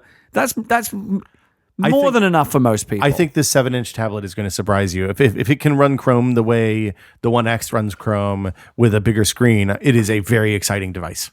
I'm fully positive. I can only be disappointed have one in pre-ordered? this thing. No, but I'm thinking about getting one. I'll probably look at yours before because again, I don't need it. Because it's kind of occupying. I wish that we had weird bought Google space. I/O tickets. If they had not sold out in 32 minutes or whatever it was this year, I would have bought. When is Google this thing I/O going to tickets. launch? It's for sale July. right now. Yeah, he's shipping next week. That's why. Oh, really? Yeah. Not next Oh, week. that's Shipping great. middle of July. As early as next week. What did you order? Did you get the 8 or 16? 8 gigs. Okay. Yeah. Came out to $230. Now again, you've got an Air, you've got an iPad. Why do you need this thing? We need it it for the site, dude. But do you see it fulfilling any kind of need for you outside of Right now, having I it for really work? like the iPad for reading comics in bed. That's good to have. Yeah, and I think that 7 inches is too small for comics and magazines. Too and stuff. small for that. I think Especially at that pixel density. If it was at a fine for Reddit. quad, yeah, exactly. Except for no alien blue. Fine for Instapaper, which is out on Android. That's true. I like it. I'm totally on board, optimistic about Nexus 7. Well, in a few weeks, we can all change to shitting on it, just like normal with Android products. So, Well, okay. Do you think now that Apple is really positioning iPad as a productivity device and a content creation device with the apps that are coming out and all their advertising, do you think that a 7-inch tablet, we know it can theoretically be great for reading and watching video. Do you think that 7 inches with a good digitizer for touch can be good for creation? no. No, and I don't think tablets are meant to be for creation. I think that You don't think touch tablets are meant to be for creation? No. Wacom. that's a whole different market. I think that's a very small need. Most people are consumers, not creators, and the consumption device takes priority. It's not a dirty word. The thing I would say is that if you like, I find myself using as we've been traveling a lot lately, and fair amount of the time I just bring the iPad. I find the iPad super limiting. The only problems I have with the iPad are mostly due to like Browser-based. RCMS and browser stuff, not anything else. So if you get a real browser on there, it becomes much more interesting. Yeah. If you can plug a mouse and keyboard into it, as you can with the Android tablets, it's also kind of more interesting. Way more interesting. But a lot of people have also said, again, it is kind of a weird middle ground. But so you got fully featured iPad, high end, big screen, very powerful. A lot of people don't want to carry that thing around with them for various reasons. I can see why you might want to carry around a tablet, but I've also heard a lot of people say, but my phone does all of this stuff already now, whether it be an Android phone or an iPhone. It's a slightly bigger screen. Like, do I really need this additional device? A smartphone, when I don't want to take my iPad on the road with me, which is most of the time, I'll happily sit in a restaurant and just read the New York Times on my iPhone and be very happy with that. So my situation when I travel, my reasoning is, well, previously the laptop was too heavy. 6-pound laptop is too heavy. If you're when we go someplace for a night or 2 nights, I usually only carry one bag, like a messenger bag, a small messenger bag with fresh t-shirt, fresh underwear, toothbrush, toothpaste, deodorant. Right. Yeah. That's it. Yeah. And in that case, I don't want to carry the big giant laptop. I usually don't carry the Kindle separately if I'm just going for a short period of time. So the iPad's perfect because I can read a book at night on that, on the airplane, whatever. I can take the keyboard and write a little bit if I need to. I can't do real photo editing, really. I can't work with our CMS on So why the not take your browser. MacBook Air? Because that is Now I have a MacBook Air. That's I the didn't- fully singing machine. Previous trips, I have not had a MacBook Air. So, But now, would you take the MacBook Air instead of the iPad? see I might take the MacBook Air and the Kindle because I do a lot of reading. Like on the airplane, I like to read. See, that's a nice Either compromise. read or work. Because you don't always want to have to unfold I the thing. love and the have it on your iPad lap. for reading. Yeah, Love the iPad 3 for reading. Yeah, it's great. Love it for it's looking too at photos. heavy for. See, like laying in bed, I don't like having to hold Well, it with two on an hands. airplane. On the airplane, it's On an fine. airplane. Yeah, you put it on your lap. Or put on the On the tray. little tray. Yeah. No, but of course, the other thing is we don't even need to wait for the Nexus 7 to come out for us to shit on a Google product. We can do it right now. Yeah, the Nexus Q is perfect for that. So Oh, the fuck. Just wanted to say What it. the fuck is going on? hold on, let's explain what it is, and then you can go. I don't know go, if I can explain what it is. Go eat some high fiber, something rich in fiber, and come back to me. There's some dried apricots in there. Take some something. castor oil. It's Coffee grinds. It's a audio video streaming device that ties into the Google Play ecosystem. It has an integrated 25-watt amp. It is an integrate. Okay, it is a. 25 watts. Okay, so this is a living room set-top box. No, I don't. It doesn't seem like it's a living room. It seems like it's doesn't know what it is. Set top. Okay, box. it is a set-top box that is in the shape of a Except for sphere. it's a ball. It's- Yeah. it's a shape of a sphere, and has audio and video input outputs. That's true. Wi-Fi, Ethernet input. It has analog. It has speaker outputs, optical, and HDMI. So mini this thing HDMI actually out, doesn't need to be plugged into a TV or an amp. doesn't It plug into actually is speakers. fully self. which makes well, it even no, dumber. not fully actually. self, because while there is an amp inside, 25-watt amp that you can plug speakers into it, for example, to control it, you need an Android device on your Wi-Fi network. So Right. Okay, so let's. I don't understand where this device goes because the amp says to me I'm supposed to put it with a pair of bookshelf speakers and put it up on the shelf and use it for streaming music. okay, $300 So, for is example, it is what it is. It's a Zeppelin. It's a Zeppelin. or no, it's a Sonos. It's a Sonos or Zeppelin. Same thing. Because Sonos makes a product. God damn it, Chloe. It does feel like a Sonos to me. It is. Chloe, bad dog. Right. Quiet. The Sonos doesn't have speakers attached. So it's more like a Sonos than a Bowers & Wilkins Zeppelin because that's a speaker system. That's a $400, $500 speaker system. The Sonos is the fair comparison. It's in the same kind of price range. It's Yes. Sonos is more expensive. And that's a niche product. Sonos with the amp. I think this is a niche product. So Sonos has a device that has an amp and streaming logic. It runs off WinCE. It's very, very good. No It's media very, storage very inside. And it expensive. plays Doesn't have a remote. it plays music Sonos. What Sonos No is- video with the Sonos. Sonos plays music off your mobile device or your network. So if you have, I'm so sorry. I apologize. This is the last week we're going to be here. Hey, you're going to have a real office soon, right? The construction's happening as we speak, hopefully. Sonos plays music off of your network. So if you have a So you server, need network storage. or if you have a NAS box, Or you if can plug have a USB computer, drive into it. or USB drive, or your mobile. You can stream from Pandora. Yeah. it will pipe RDO, those Spotify. digital audio. I don't know if I have have. a device in my house that does. My fucking microwave does that. Like, how is this in any way new or interesting? Well, okay.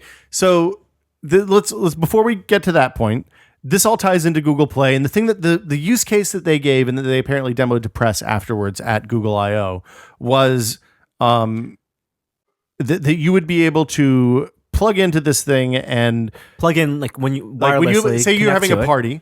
Yeah. And everybody who comes to the party can connect to this thing and play music from their Google Play cues through this device. No one's going to do that.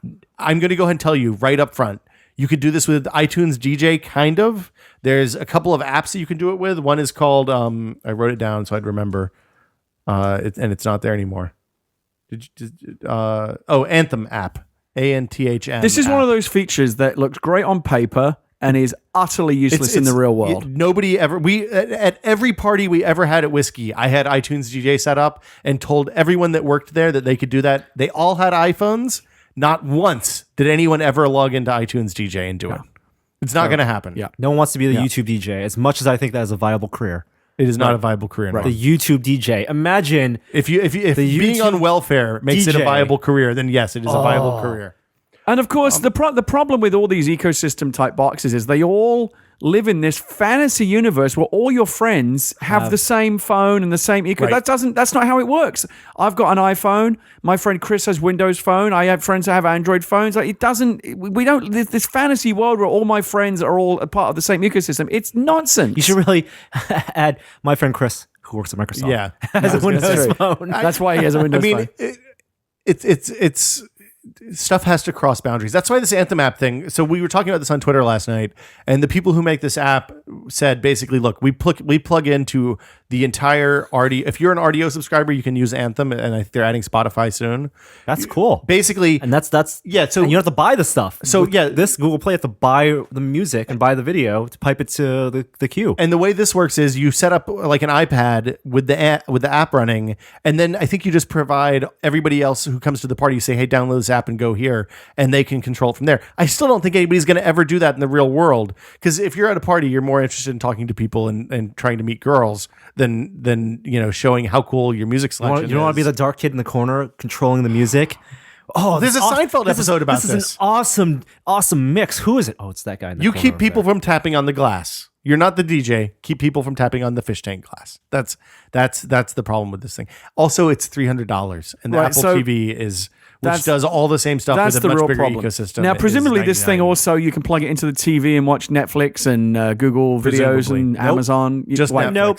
I mean, Just Netflix? Just Google videos. Doesn't have Netflix. So, Nope. Okay, this product is going to die. It's made in America. That is not. I love that. It's really cool. I love that, and I've said before, I would pay extra for Yeah. products made in America. I've started buying I want to jeans that are made support in America. American industry. It's not just made here's in the thing. America. If you had, if Apple, I'd love to see Apple do this as a pilot scheme. I'd love to be able to walk into an Apple store and say, "Here's the one that's," and they say to me, "Here's the one made in China, $99. Here's the one made here in America." Exact same box, but fully manufactured in America using American labor and industry, blah, blah, blah. It's $150. I'd buy the $150 Except model. it would really be $600. Well, but whatever. If there was a reasonable price differential, Well, see, this the is- point I'm making is I'm willing to pay more for a product some made in people will. America, but I'm not willing to Absolutely. pay that much more for a product that much worse than all the other What a great alternatives. scheme that would be. The Made in America sticker costs $50. Totally. I would totally buy into that. Literally. Well, they used to do that, They But used look, to fake make everything things. else outside, ship it in, This- sew the Levi's label on it, and call it Made in America. Google is either being way, way, way smarter than us here or way, way, way more stupid. Because Google's clearly got a lot of smart people working for it. I do not understand how a company this smart comes up with a product that's stupid. Well, Think about could from Google's perspective, what is this device? How does it benefit their platform ecosystems? And it is theoretically something to sell Google Play, to get people on board with renting and buying content Yeah. from Google, their store.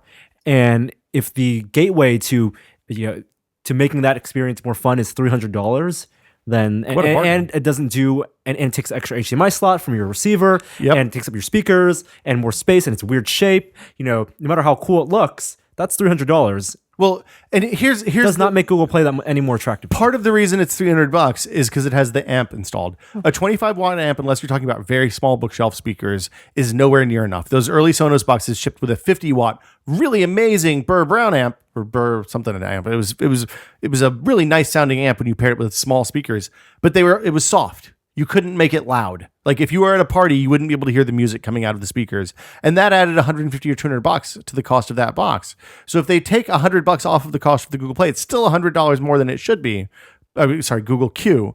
It's still $100 more than it should be. But it's then it's a little bit more reasonable. I think Google the Google fact right that it has now, HDMI out and the amp doesn't make sense to me. Google right now is having a terrible, terrible time trying to get into the living room, right? Yeah. Google TV, complete and utter failure. Well, just we're gonna talk about just that an in just a second. embarrassment. This is their next try. The Google Play ecosystem, I think, is There's nothing wrong with it. nothing wrong with it. But maybe they'd have more success putting Google Play apps on the existing devices or creating a very cheap entry-level type box that people would actually buy. This thing, which is extremely limited, that doesn't allow me to get my content from other places, that basically imagines I live in this fantasy it'll have- world where I only consume Google content, for $300, it ain't going to work. It'll have app support in the future. In the future. In the future, correct. It's a real computer inside. I mean, it's the same hardware. It's a Nexus phone. Nexus It's phone a Galaxy inside. Nexus, Exactly. basically, with no And- screen.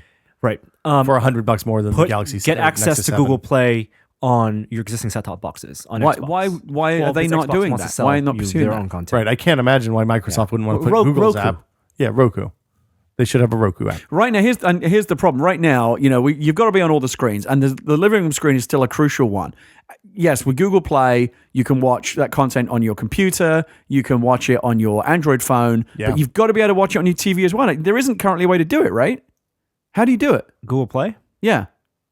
If I'm buying content on, if I You could rent, plug a computer if with I an rent HDMI or cable buy in. a movie Yeah. or a record album from Google Play, is there any way currently for me to watch that movie on my TV screen? HDMI cable from a tablet or a phone. Right, but or a PC. there's no Roku, Apple TV, Xbox type solution. Not that I'm aware of. Yeah, Well, that- Google TV, but You know, if they had come up with a really compelling, cheap hockey puck type device, that would be one thing. AirPlay. I mean, they need YouTube AirPlay. Premium. Okay. Microsoft has Smart Glass. All these other companies are doing this stuff. Where is Google on this? YouTube Premium. They need to get a better job of people using YouTube on these devices first, because people love watching YouTube, and that's already installed big user base. If YouTube is Right? the gateway for this service. YouTube, if they had a system, I mean, if they want to improve YouTube on Xbox and all of my living room devices already, piping YouTube Yeah. from my iPad's TV, and then use that, because they already have partnerships, ad-based partnerships like Vivo for legitimate content, but then use that as a way to get rid of the bullshit and turn it into like a Hulu Plus model, some type of premium model, make money that way. I think it's much smarter than splitting it off. Than Yeah, Google but Play. nobody's going to sign up for that. No content. I think there's a huge opportunity for Google to get into the living room with the right kind of set top or streaming solution. This box does not look like. Well, that it's is interesting you say that, because Vizio is launching a $99 Google TV that includes on live support. Okay, now maybe this is the box that is interesting. The Nexus Q is not an Apple TV competitor. It competes with Apple TV for the rental service part, but right now, no apps, not really. And Well, there's no apps on Apple TV either, really. I mean, there's a few that Apple developed, but but Google TV is a completely separate thing. They're still pushing Google TV 2.0, and this is something they kind of showed off at CES. They talk about unified hardware, it'd be based on ARM now, and we had two new Google TV devices announced this week. First was one that I'm not that excited about, the next Sony Google TV. yeah, Sony was an early Sony's coming adopter. back for more. And do you remember the first Sony Google TV? It was that white box. Yeah, with it's terrible. The weird long remote that had the two No. knobs. It had the And the face, touchpad? the short Yes, circuit remote. Yes. It was a weird 4x3 remote with the keypad. yeah, It was the one that when I took it was so bad that I took it back. Usually when we buy stuff and review it, we don't take it back because that's And- kind of and the guy at sleazy. Best Buy and the said- guy at Best Buy said, "Oh wow, we've seen a lot of these come back." Yeah. Yeah, And yeah. it was It expensive. amazes me that when you look at companies like that and you think about how much it takes to bring a product to market from concept, proof of concept, research and development, engineering, testing. So many different people have their hands on these things. So many millions of dollars go into making these things. That's something that bad. Well, They they- make it through all know of that what? process and actually end up on a store shelf. They put their faith in the software, in Google TV, the software. But the software was shit as well. Well, that was the problem. It's the same as with movies or games. Nobody sets out to make a shit product. It just kind of happens because people make bad decisions along the way. But I understand how one person can sit down and write a shit poem. I get that. Have you read the Jobs biography yet? No. You should read that because he talks about there's a lot of detail. They talk about how A people hire B people and B people hire C people and C people make shit products. And I mean, that's what happens is Yeah. people who are afraid to stand up to when they know that there's a bad decision being made, they don't stand up and say, hey, look, this is going to be dumb. It's And too if you have easy to 30 get swept people- along. I Yeah. get it. Yeah. Like if everybody in the room says this is a good idea, then nobody wants to be the one that puts their head out of the herd. Right. I mean, it happens it happens in movies, it happens in games, it happens everywhere. That's why Logitech almost lost $100 million on the review. Right. The Google TV Their product. first Google TV. Okay, so the Vizio one is interesting though. So yeah, the Sony one runs Google TV 2.0, has the Marvell chip inside. It's $200 just as Google TV, which does basically the same thing as the first Google TV did. Passes through video from your DVR or Dish Network That's a box terrible idea. to your TV and lets you index and search content across Netflix, cable and rental services. Anytime you've passed through video through HDMI, you're making a mistake. Well, all the Google TV devices. The Vizio one new doesn't. It's just a standalone, isn't all it? It's all passed through. It's all the same. It's Then, all, okay, never mind. Google TV is passed through. This isn't worth talking about then because it's going to be bad. All right, I mean, there we go. Let's not talk about it. Yeah. There's The a- on live support. It's frustrating because there are, these little set-top boxes, streaming boxes. There's so many great alternatives out there. The Roku is great, Boxy Box, Apple TV, all the other existing boxes, PlayStation 3, Xbox, that have all these different services on them. Google could really have a piece of that. They've got such a great ecosystem and such a great brand name. They keep fucking it up. All right. A couple other small things from Google. You mentioned Chrome for iOS is out already. Chrome for iOS, for iPad, and iOS. It's basically just a Chrome skin on top of the Safari WebKit. Now, as someone for who iOS. uses Safari on my iPhone and is pretty happy with it, Hold on, it's Chrome on top of what? Safari WebKit? It's not Chrome renderer? You can't have a third-party renderer on iOS. Does it do That's like against the rules. browser tab syncing and all that It does stuff? have syncing, which is part of the skinning. So that's you do good. have the Chrome UI on top, basically, and the tab interface is Chrome's own Google's Chrome tab interface. Which, if you've used Chrome on Android, very similar to that, and you log into your account and you have syncing to other devices. No, that's good. I know a lot of people don't like Safari and they look at other alternative browsers. I'm pretty happy with Safari. Am I going to get anything out of? Well, you have like your switching to Chrome? incognito mode. If you can open incognito for tabs, it's very Safari similar. has that. Yeah, bookmark yes. syncing for Chrome to Chrome. I mean, that's nice if you don't use Safari. Like So- I use Chrome. Yeah. It's a lot of people. It's a lot of the features that people have already put in other browsers, like Atomic Web Browser for iOS. But the thing is, Chrome is still going to be a third-party browser on iOS that you can't use as a native browser. The fundamental problem is that when you click on a link in email or in Twitter or Still whatever, it's gonna going to open in Safari, right. not in Chrome. Right. Yes. Let's see, map caching for Android, which was a kind of janky labs kind of beta feature for a long time, is now official. So if you want offline maps in maps for Google for Android, you can do that. Offline document editing for Google Docs. That's good. It's a good thing. Google Plus tablet apps for iOS and Android. Good. So that's a good thing. They desperately need to get good apps on there. I have to say, I hadn't really used it a whole lot, but the Google Plus app for iOS is much better, although not particularly stable. It's much flashier. Yeah, it I don't looks know if nice. it's better. It's certainly got a lot more glitz to it. You notice that both those apps, that app and the Facebook app, and Facebook.com itself has changed a lot recently.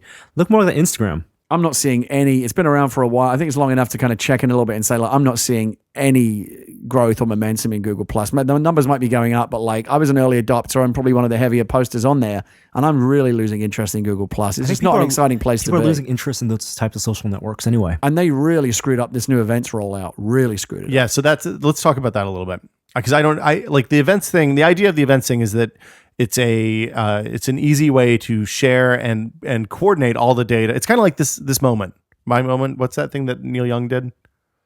Vince Young. This moment, basically, it pulls in. The idea is it pulls in your photos and posts. If you say, "Hey, if you invite me to an event, you invite me to your birthday party, and I come to your birthday party, and everybody who comes to your birthday party, it's going to collect all of the images from the different social networks that are posted and video that's posted as a result related to that event in one place, which is kind of nice. Makes sense in theory. There's some third-party services that do the same thing. Yeah. I don't know. Well, the problem I is, like that. I think that's a good thing. The problem is it might be a problem restricted to people that have a lot of followers on Google Plus. I was a recommended user on Google Plus for a while, so I have like over 1 million people that follow me. Will Wheaton's got even more, because he's kind of an internet celebrity, and he wrote a long blog post about this week complaining about it. Because the way that they rolled it out, basically anyone that you can have people that follow you, but you don't follow them back. But if they post an event and invite me to it, it's all over my feed. So I go to Google Plus now. All I've got, my feed is dominated by a bunch of events, inviting me to events from people I've never heard of. That sounds pretty shitty. Yeah, it's a fucking mess. And apparently they're scrambling. They realize they fucked up. They're scrambling to solve it. Right now, I checked in on Google Plus this morning, and it's just nothing but like some guy in Saudi Arabia that wants me to come to his birthday party. What the fuck? You could probably charge him for that. Oh no, actually, that could be pretty sweet. Yeah, you get 20 grand plus travel expenses to go to this dude's birthday party. I'd do that. I should RSVP. If to people it. want Will Smith at their birthday party, He just needs to. Oh, and he just needs the great thing is the only way to RSVP to the event is to say either yes or maybe. There's no option. Apparently, Google does not anticipate that I might not want to go to It's an event? inconceivable that I could not be interested in these events. That's idiotic. I think Facebook does something similar now. No, you can say no to Facebook has no. Oh, you can do Facebook has yes, no, and maybe. I don't ignore is the default. But What do you think about that address change that Facebook did? That was a bit I controversial. think that's. I mean, yeah. I'm one of those people that usually takes the stance, and when people bellyache about Facebook changes, I think that they're just bellyaching. This is the first one. I'm like, that's actually really obnoxious and annoying, and can be detrimental to people. When people get emails, People rely on that as a way to reach out to people. And now what happens is people just go to people send info to Facebook.com, which just gets buried in that kind of basically your messages spam folder on the website. There's a lot of potentially, communication that you'd want to get from people is now just disappearing. Will doesn't care because he gets screwed out of a Facebook. Will Smith. I need more Facebook email. I need more email addresses. Like I need a hole in the head. Yeah. I've got way too much email as it is. You can't block it. You can't block any message that's just not use the email service. I don't. You can remove it from the list of visible email addresses on your profile, but I don't have any email addresses visible in my profile. I think I will test it. I went and did, the instructions are proliferating all over the internet how to go and change it back. But the fact that people have to do that because they roll out these stealth changes, and they don't even tell you. It wasn't even a notification. It's just Facebook is just such a monolith. You know what they need to have at Facebook, if they don't already have it, because there's certainly no evidence of it, is like at least a czar, or I think really they need a whole area there of like a customer user ombudsman. Wow. Like a guy whose job it is just to sit there and say, is this actually good for the user? Are the users going to like this, or are they going to be pissed off? You're saying like Alan Combs on Fox News. Well, they need what Facebook needs is someone to stand up for the fucking users, because it ain't happening at Facebook. He stands in the corner, but.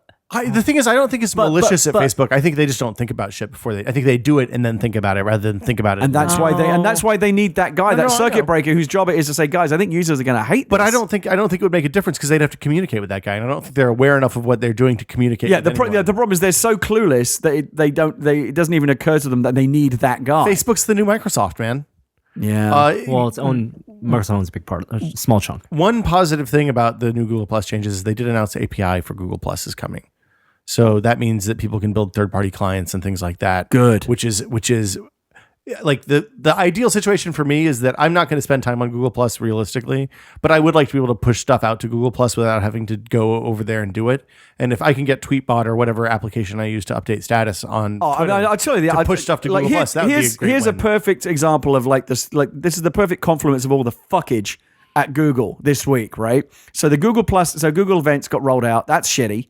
Yeah. The Google Plus app, despite the nice... Hold on, now, just to be clear, Google Plus events are shitty because they impact you in a strongly negative way, but in a way that is probably only applicable to 1%ers like you. To anyone with a lot of followers, which isn't ultimately what they want Google users to have. Normal people have 500 or 300, 400 followers at most. Anyway, yeah, you can only have a few followers, and you're still going to get at some point you're going to get an event like, who the fuck is this guy? Who is Ahmed that wants me to come to his bar mitzvah? Actually, that sounds kind of unlikely. Let's just stop this line of conversation before we start talking about Nazi coffee again. The point I'm making is this. I know what we're calling this episode. This is the perfect Ahmed's bar mitzvah. Ahmed's bar mitzvah. This is the perfect example of how shit gets fucked up. Google Plus app, which is shitty. I know they gave it a nice coat of paint. Still shitty. Google Plus events, right? So I go onto my Google Plus iPhone app today. I get an invite from someone. I don't know who. Some dude. And it says, to respond to this invite, go to your desktop and open the Google Plus website. What the fuck is that? They went to the effort. Someone sat there at Google and made the effort to do a little thing on the app that points me to the desktop. Couldn't they have taken that same effort and actually let me fucking reply from the app? Yes. What is going on at Google? And apparently it's really hard to get a job there. Yeah, it is really hard to get a job there. It's engineers. This is engineers designing code for engineers. They have designers. Madness. The designers used to be engineers too, probably. People who come up with shit that stupid do not deserve a cafeteria that good. Have you been in the cafeteria there? No, but I've heard it's wonderful. Yeah. I went beef burgers. I went to a party there one time, and the hors d'oeuvres, which were made by the cafeteria, were unbelievable. They should one shut of many cafeterias. They should shut. Here's what I'd do if I was Eric Schmidt. I'd shut that whole fucking cafeteria down. Eric Schmidt doesn't have anything to do with it anymore. He's on the board. Well, whoever's in fucking charge of it all,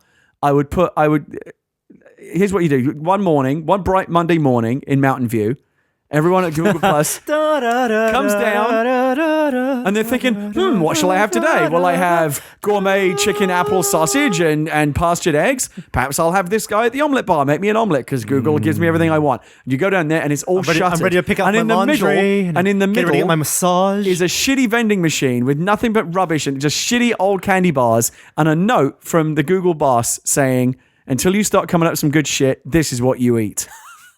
Shit. And that is how you incentivize these motherfuckers. Would you Because rather? they're thinking, like, the good food, I'm going to get the good food no matter how shitty my ideas are. You've got, at some point, you've got to say no, enough. Well, I think the ideas are good. I think the execution is what's bad. Let's be clear. What, all of it, the whole package. Yeah. You've got to deliver good stuff to the customer. And until you do, we are not delivering good food to you. Absolutely. The omelette chef has been sent home. Gary Whitta, you should be in charge of Google. I should be. Yeah. And I would do it too. If they offer me the job, I would take it. Jedi Training Academy, that shit. Just for like 6 months, but that's all I would need to clean that place up. You think you could fix Google in 6 months? Easily. I'd do it in a week. It's fantastic.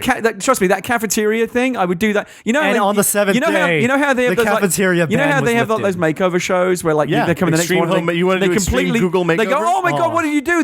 The builders worked all night and completely redid it. It would be like that in reverse at Google. They would come down to Silicon the Valley cafeteria, impossible. and the great cafeteria would suddenly be awful. It would be terrible. It would just be Jack in the Box tacos, 5,000 tacos. no, that would be good. I'm saying it would be a shitty vending machine. I disagree. Day one, and I guarantee you by the end of the day, they would be lining up outside my office with their brilliant new ideas. They're like, please bring the omelettes back. Here's a good idea. Because they get too fucking complacent, these people. I'm telling you, I would need a week, and it would all be fixed. And it's all because of that, the cafeteria. You think Mountain cafeteria View is too impossible. good? There we go. Done easily. Podcasts. Do you guys like podcasts? Do you listen to podcasts, Gary? Yeah. Norm, do you like podcasts? I'm doing one right now. That's how much I No, like do you them. listen to them, though?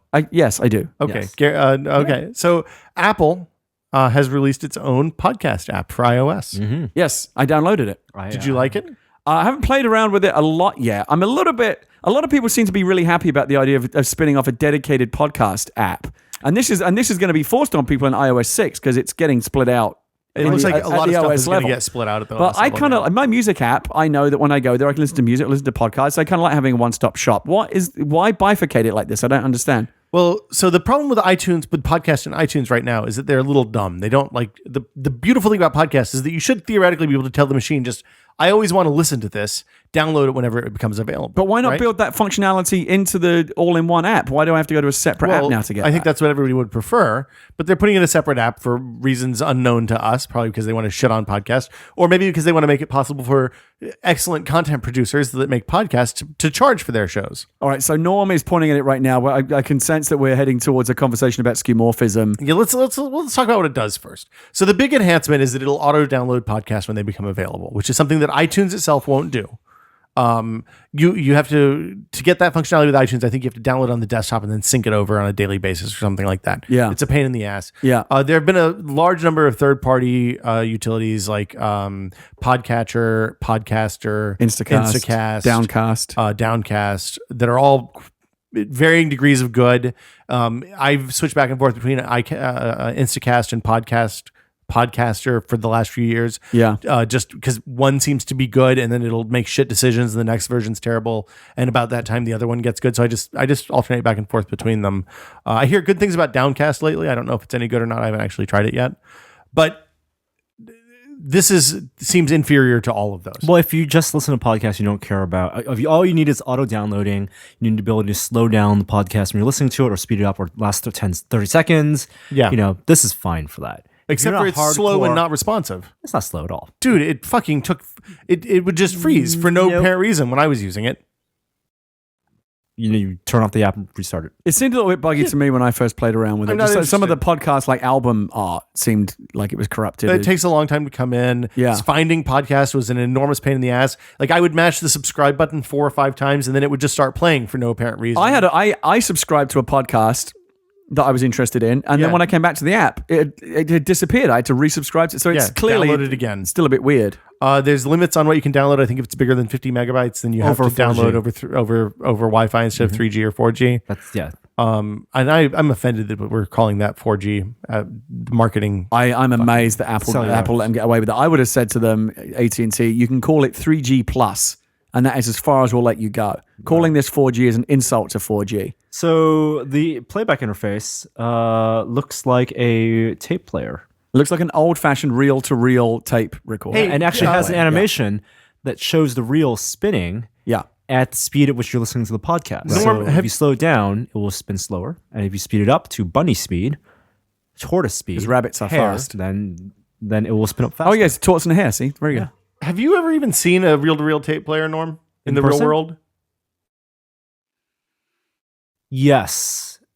It's very interesting, College isn't it? libraries have it. There's a couple of websites that have put together good presentations on this. The whole concept of skeuomorphism, for people that may not be familiar with the concept. In this context, there's a broader context for it, but in this context, you design interfaces to look like things from the real world to project a sense of the familiar that people are comfortable with. Yeah. So, like, for example, when your calendar app looks like a Rolodex, like a notepad, a Filofax, rather, the thing that you Right. open up. And has a and date most planner on it. phone apps, for example, still look like an old-fashioned telephone receiver, even though people don't really use You this mean kind the of icon does? Yeah, the icon. Or the fact that the keypad on the phone mimics the touch Or tone of the keypad on a phone. to extend it even further, every analog clock you've ever seen on a computer is a skeuomorphic clock, right? There's no actual hands going around; it's all just graphics. Correct. But people know how to read a clock that way; it's familiar to them, so it's comfortable. What's interesting is, as we get further and further away from those old kind of technological relics, they're actually no longer familiar to people. There's a whole new generation of kids growing up that have never seen a tape player, and so it doesn't actually, it's not familiar to them. Or the floppy disk icon. The Right, floppy, the floppy disk, as disk save icon is a icon classic one. Yeah. But that icon, people have used Word forever. So Well, the save icon is now it's distanced itself from the original meaning. It is the save icon. that's the thing. Is it the icon of a blue floppy disk as a save icon has transcended the original meaning. But I'm not one of these people that has conniption fits when I see that leather effect on the iCalendar or this reel-to-reel thing, especially on something like this. Like, a podcast is not something, I'm not going to stare at that interface. I'm not looking at the screen. I'm just listening to the podcast. Well, and you also have to tap into past the art to even see the reel-to-reel thing. I mean, for me, it's simply that these devices are a glimpse at the future, not a glimpse at the past. And I'd much rather have something like that's the interesting thing to me about the Android UI, especially the post 4.0. It's very clearly designed to evoke the future instead of and they eschew skeuomorphism. There are at some pretty much every opportunity. Is there any skeuomorphism that you like or feel is appropriate? I mean, I think a dial.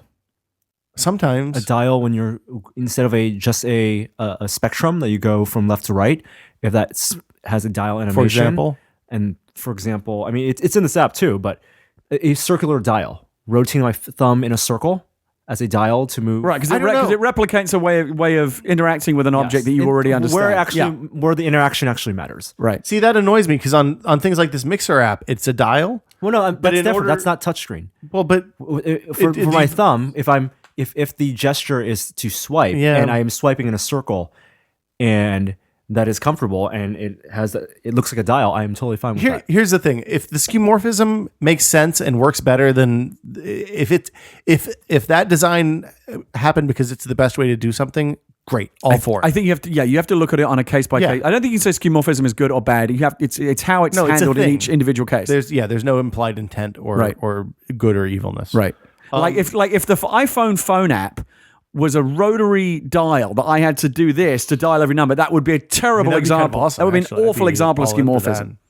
that. The takeaway for me on the podcast app isn't that it's the skeuomorphism is bad, although it is pretty I like how you can't say weird. it. It's a hard thing to say. It Yeah. makes me feel dirty. Yeah. The problem is that the app was really unstable and crashy and not particularly good, more than anything else. So it's kind of reminds me of iTunes in a lot of ways. Which is possibly changing by the end of the year. I would love Big, that. big reboot. Yeah, I think Getting rid of iTunes, iTunes would hopefully be a we'll great get a thing. big overhaul. Let's talk about a couple other small hits here before we wrap up for the day. Nintendo announced the 3DS XL despite saying that they weren't going to do new hardware. I find this interesting. If it solves the battery life problem that the 3DS has, then that's really Well, good. apparently it did in the previous DS. It did do that. 'Cause Yeah. you can Well, bigger space, more battery. I was fascinated by this when I saw they announced this. I always thought that the DS XL, that jumbo size one, Yeah. was just kind of a weird little niche product. But it turned out it was terribly successful. Sold a Very ton of popular on Yeah. public transit. Like I tweeted something about it and I had a bunch of my followers saying, like, oh no, that was a huge hit and I love mine and people really like it. And the battery on that thing lasted forever. Yeah, so that's great. Really excited about that. That might actually be the entry point for me for the 3DS. People appreciate the bigger screen real estate. The downside, as many people have said, it doesn't scale up. So you're going to be looking at blockier graphics. The other thing is, it means that basically they're abandoning that second analog pad. So yeah, because if they were gonna put it on, they would have put it on this one, right? Yeah. For what was that? What Hunter? That was clearly only for Monster Hunter, just for Monster Hunter. and I think it worked in a Resident Evil game as well. But Monster Hunter is a game that is so stupendously successful Kid that it's going to get its own peripheral. Did it work in Kid Icarus? It's easier to make a device bigger and add battery life to it, and it's more practical in some cases. I mean, honestly, it's more reduce the size. The DSi XL was more comfortable for me because it was more. I hate to say it, but it was more comfortable for my hand size. Like the placement of the D-pad and things were easier. It was easier to hold because my hands, the default one, the Delight was a little bit small for my hands. Joey Family says, I don't mean to brag, but I'm the first one to defile the new office bathroom. Great. Joey poops. Just want Everybody to share. poops, Norm. Just wanted to share. Everybody Good job. poops. Good job, Joey. Well done.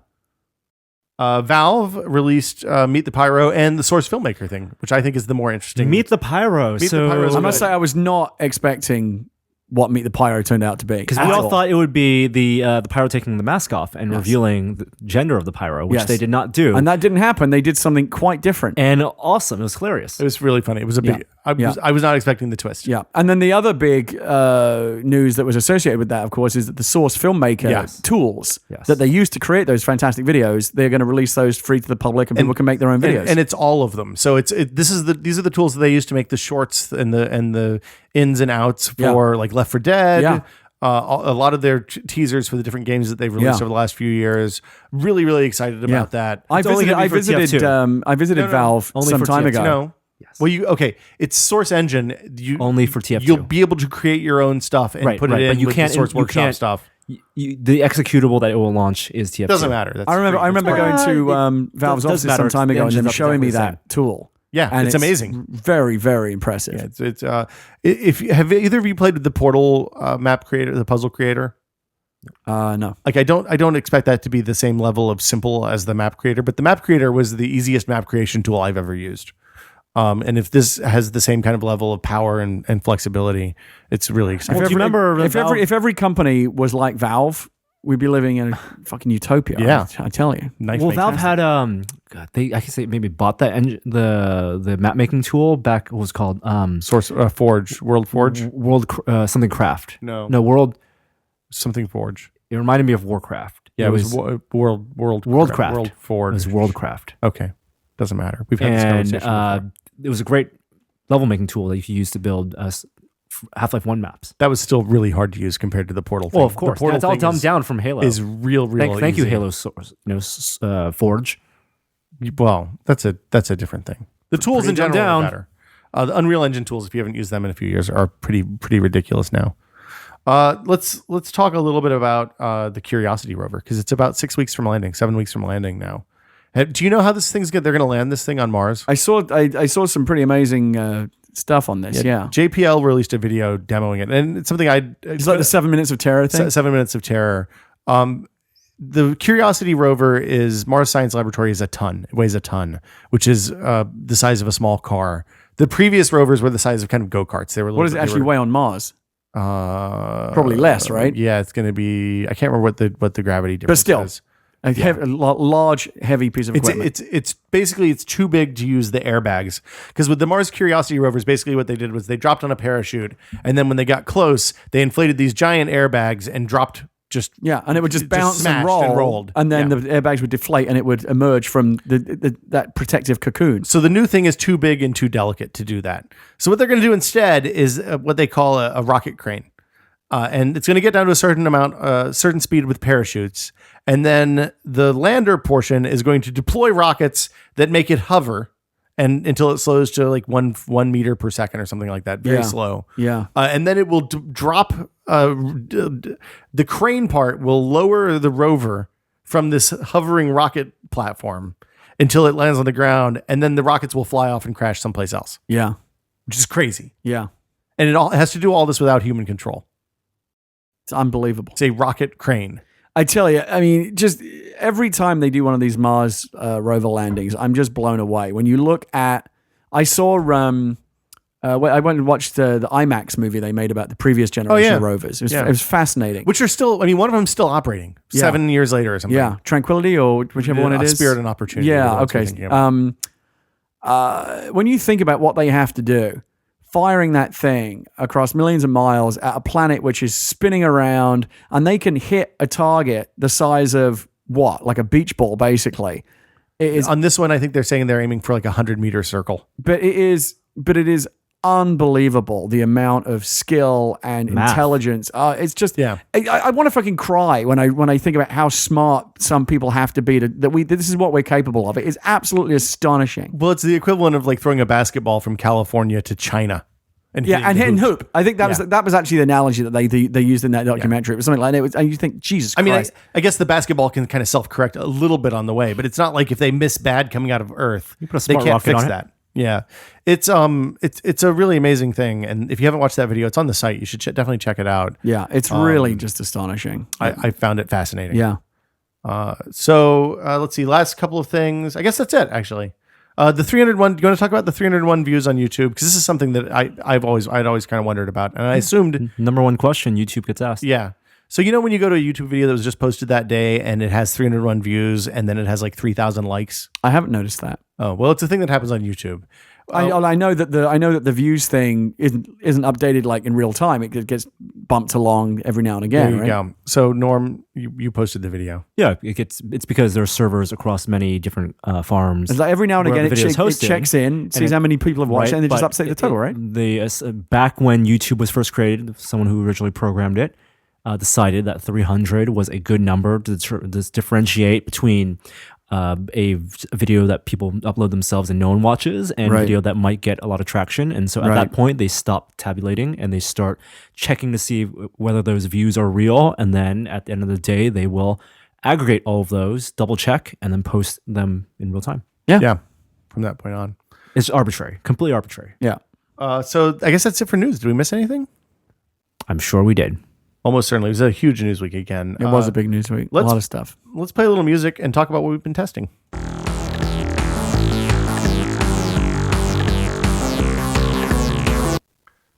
Hey, Norm. Hey, My Will. microphone flew away there for a sec. You've been testing cameras while I was gone. Yeah, the week you were gone, and we posted a quick look of the Sony NEX F3. It's on the site right now. And it is quite a good camera for $600. Now, I'm bummed. As much as I like that camera, I'm really bummed they discontinued the previous iteration that we like so much. They discontinue. I mean, this is the successor. They replaced the BMW. It's like the iPad 2 going away. series. I know, but it's a bit bulkier. Well, iPad 2 is not going away. Well, but okay. I liked the one that I have. I really like the one I have, and I wish they kept the same size. I don't think they needed the built-in flash, and I just wish they upgraded the processor and kept the size. Yeah. Yeah, I don't. I think making that bigger to put the flash on is a little silly. I haven't spent much time with the camera, but it felt noticeably bigger than even my camera, which was already bigger than your cameras. Yeah, it's a noticeable increase in bulk. No. It's a lot taller than mine. A It feels little a lot taller and a heavier. little wider. Yeah. Still a great camera. Terrific. I would recommend it to anyone. Yeah, I took my 5N to Virginia with me, which was the first kind of like heavy use in the real world scenario for me, and it's a fucking amazing camera. Great, best camera I've ever owned. I love took it. Like 1,000 shots over the week. Yeah. Didn't have to charge the battery. It was incredible. Yeah. That's impossible. Sorry, 600 shots over the week. 1,000 shots total on the camera so far.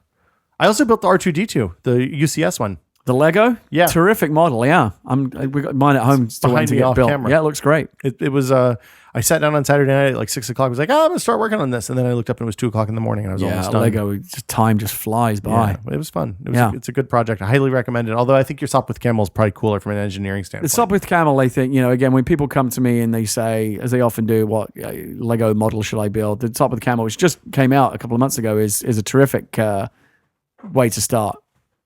It's huggable. That R2, very huggable. That is a great model. Look at that thing. Yeah, and the it has 3 legs. Don't be careful. Yes, it has the tripod leg. Yeah, which I thought was really cool. It does a bunch of cool stuff. I'll post some pictures, maybe write a review. Really for good Friday or model. something. Like it a lot. I went out. I can't remember. Did we talk about this the last week I was in town? Did we talk about the Able Cone? So Joey and I went over to Local 123 in Berkeley, which is a great cafe if you're over there.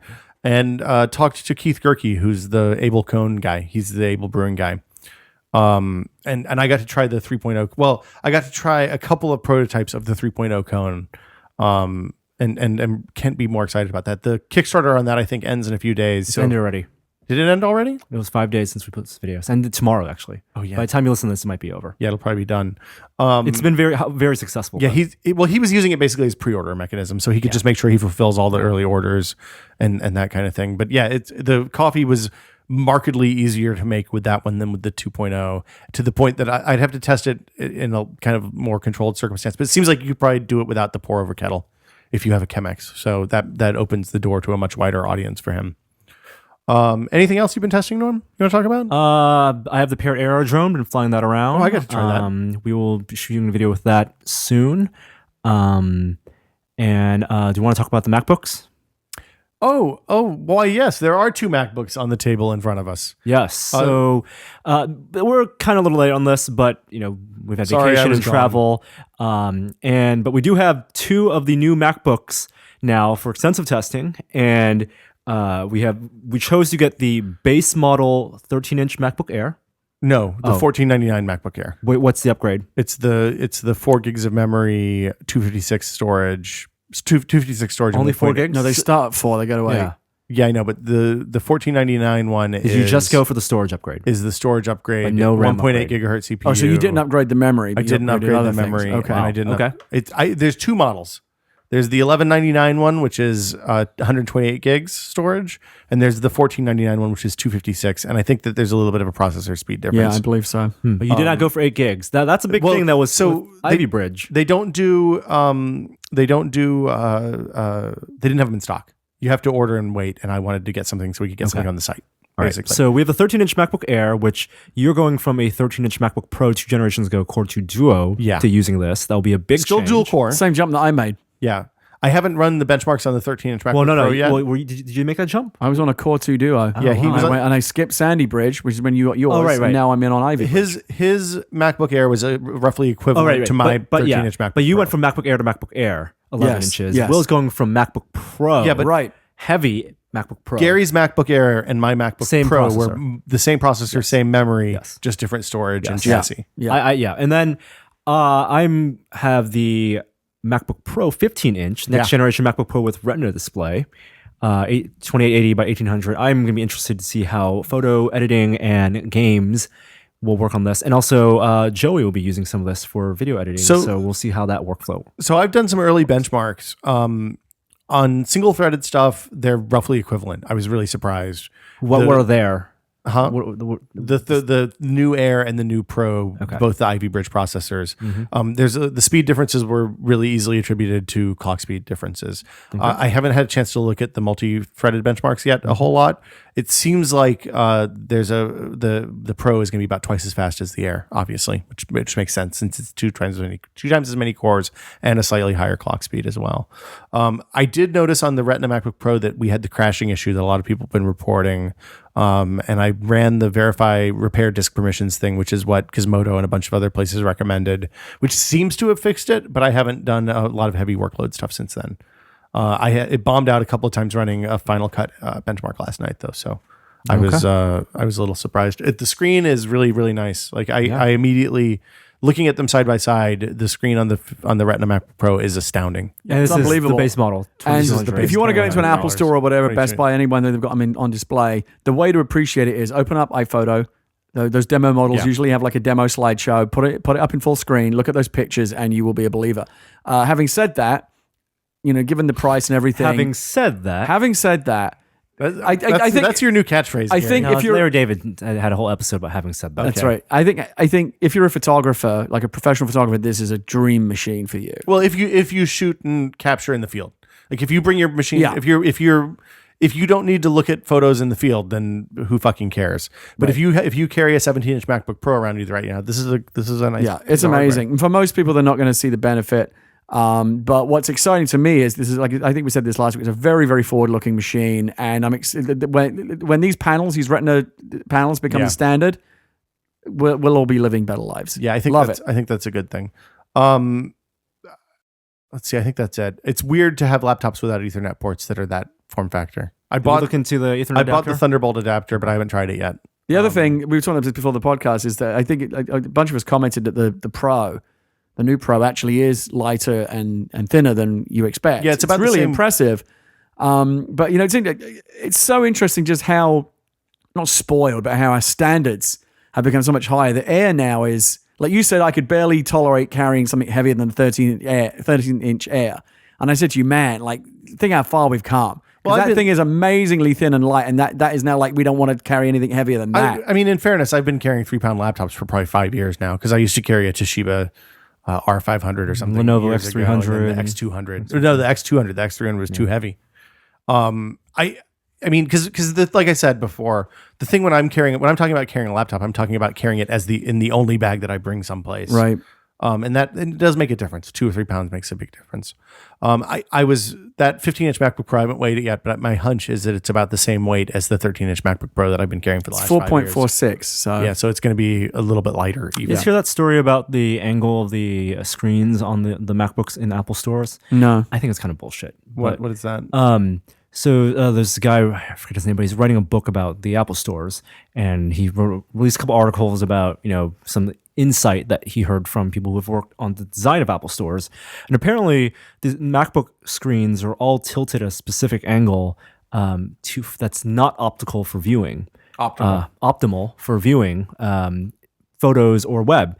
And what it theoretically encourages people to do is to tilt the screen to make it optimal for their height. Right. And therefore you have a haptic physical connection with the hinge and the screen, the material, and that So touching it makes you like punching it it more. makes you like it more. I wouldn't doubt that. I wouldn't be at all That sounds surprised. very aptly. Yeah. I'm like Data. I don't get why Picard had to touch the Phoenix. Well, here's the thing: is it gives you more.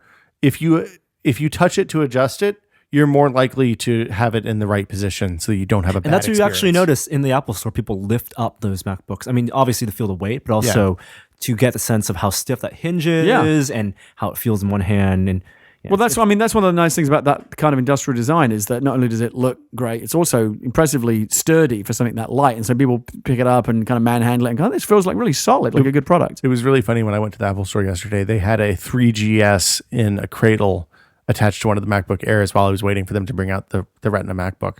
And I was like, why the hell is there a 3GS here? I realized they were selling them as recently as like 6 months ago or something. They still sell them. Really? Still? Free. Oh, it's terrible. we're on contract. Yeah. Anyway. We'll get iOS 6. Is 3GS getting iOS 6? It's getting Not fully limited- featured, limited, surely. yes. Yeah. Limited. It's how they're It'll be differentiating the models. 3G. I guess that'll do it for what we've been testing. Let's take a couple of questions and call it a show. Emails? Well, but we do the other one. Emails. 'Cause it's, we don't do emails. We do Emails. No. Questions. Boom. Our first question is here. Hey, Dusted Crew, this is Paul from North Andover, Massachusetts. With you guys moving into the new office, I was wondering if we could look forward to some behind-the-scenes videos of the whole process of moving and setting up, similar to how Giant Bomb has done with their new location. Thank you, and keep on testing. I remember Giant Bomb posted a whole video that was nothing but Vinny checking his phone messages. Well, Oh, 'cause he it had was the same phone. Yeah, he had the same phone number Right, since 4 years ago. right. Why not? Yeah, we'll do some moving stuff. I mean, But our probably moving is Joey going to won't be... shoot it because he already has a ton of stuff to work Yeah, we'll on. just do shit on flips and Yeah. post it with... We can do that.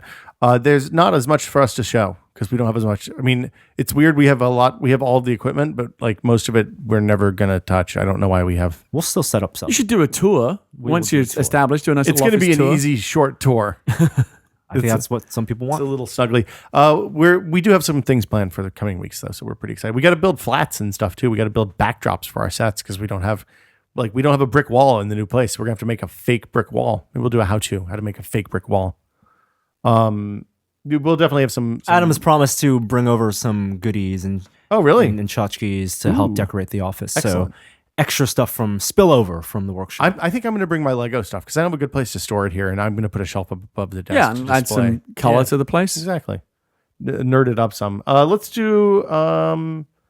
One of these questions was bad, and I didn't mark it, so I don't know which one it was. So we'll throw the dice. Hey, Will, Norm, and Gary. This is Tyler Weingartner from San Francisco, and I have a question about making. First, some hometown trivia. San Francisco was recently revealed to be the 49th manliest city in our great nation, despite having a whiskey distillery and being the final resting place of Wyatt Earp. My question might be better suited for your as yet unnamed weekly podcast you do with Adam, but understandably, you don't do questions on that show, so I'll ask it here. I have an Arduino project brewing in my mind, and while its finished product will be fairly simple to program, it will need a fairly sturdy chassis to live in. When you're prototyping builds like this, what do you feel is the best material to work with for home projects and for folks that don't have access to metal shaping lathes and the like? The most likely material I've considered is wood, since it's fairly easy to work with, but I'd be keen to hear your thoughts on this. Thanks for putting together such a great show, and always be testing, or making, or whatever it is you do now. Well, there's a lot of things. I mean, there are Nicely commercial produced question. It sounded really good. Yeah, it's You can tell that that's someone that like wrote it out and then probably rehearsed it a little bit. cadence. Yeah, It was nice. Yeah, it was a little longer than I generally like, but I allowed a little it soft on the because- audio side, but good. Well, good presentation. I'll crank it up in post, so Okay. it'll sound good for the people All right. at home. There are people that make build boxes for Arduino type projects that are. Like, I don't even know what is that pre-configured. Arduino. What is that? Oh my god! I You're don't the worst know. nerd ever. Arduino is a microcontroller. I live in the 49th manliest city in America. If you would let me talk for 2 seconds, I would fucking tell you what Arduino is. Go on then. It's a microcontroller that lets you interact with, build a connection between the computer and the real world. So if you want to control a motor and make a robot arm or something like that, you can do that with Arduino. It gives you a USB thing that you can plug into a computer that lets you either take input from sensors or control motors or all sorts of other different stuff. Basically, is the short version. A control board. We use Arduino boards. The MakerBot uses Arduino boards to control all the motors that make the MakerBot work. Hey, Logan the other day was telling me he's very excited about. He's bought a printer now that can print on any kind of spherical object. Ah, that's cool. You're talking about the Eggbot? Well, the way that he was describing it to me was, you know how like in Minority Report when it would carve the name of the victim and the suspect into the perpetrator into those wood grain balls, like the little laser beams kind of going around the sphere. Apparently, it does that sort of thing. So you can put a light bulb golf So it's ball. like the Eggbot. It's an Eggbot. Okay, that's what it is then. He didn't say that, but I don't know how often I'm like, oh shit, I really need to print something on this sphere. This egg. But you know, Or if that's ping-pong something ball. that you have a need for, then this product presumably will meet that need. It'll print on tomatoes and limes too. All right. Cardboard is good for that stuff. You can do Lego. I mean, anything that'll hold that you can make a box out of is good. The Wood totally works. The wood is easy, and if you're Super good easy. at working wood, go for it. Put mounting screws in and A lot of people use Altoid tins and other cigar boxes and stuff like that. I mean, literally just go into the Is there a problem garage. with metal contacts. Depends. You can insulate. You insulate it. You just screw it in with a nylon gasket in between the board and the tin. Lego, wood, cardboard. Go in get cigar boxes. I've seen a lot of cool projects in cigar boxes. You can also just like screw the board into a block of wood and don't even have to put it into a box if you're not going to seal it up. So, I mean, you use what you have and what's easy. Don't. And then if it's something you're going to keep and actually build off of and use a lot, then pretty it up and make it I more like functional. cigar boxes. Yeah, you can usually go to like a cigar store and they'll just give you boxes because they have shitloads of them. Wow. So yeah, cigar boxes are free and easy. They smell bad though. Oh, I think they smell awesome. I don't like that smell. I love cigar smell prior to smoking. I hate cigar smell after smoking. I don't like any of it. I used to smoke cigars and it just makes your mouth smell like an ashtray. It's really bad. 3 days. That'll do it for questions this week. If you have a question, podcast@tested.com. Gary, you're not going to smoke a cigar after a baby's born? No, I don't smoke. Well, I mean, I would have smoked a cigar for your kid, but that's fine. Whatever. You want to doom the kid to no cigar. What was there bad luck if you don't smoke cigars? Why do you smoke cigars? It's just Is a it a tradition. prosperity thing? Well, I think it's just like a cigar is an opulent thing, like champagne, whatever. It's it's a way to celebrate. You gonna get some of those bubblegum cigars? No, You ever seen those? no, it's not for me. Okay. I don't know what I'll do because I don't drink either, so I don't know how I'm going to I celebrate. still think the first thing you Crack. should say to the baby is stare it in the eye and say, "Welcome to the world of the real." It's really weird, dude.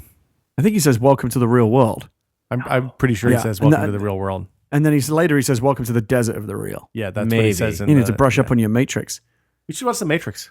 I have hot dogs. We can eat hot dogs and watch The Matrix this afternoon. And by that you just mean the first movie, right? It was one of those ones where I bought the box set and then threw the other two out.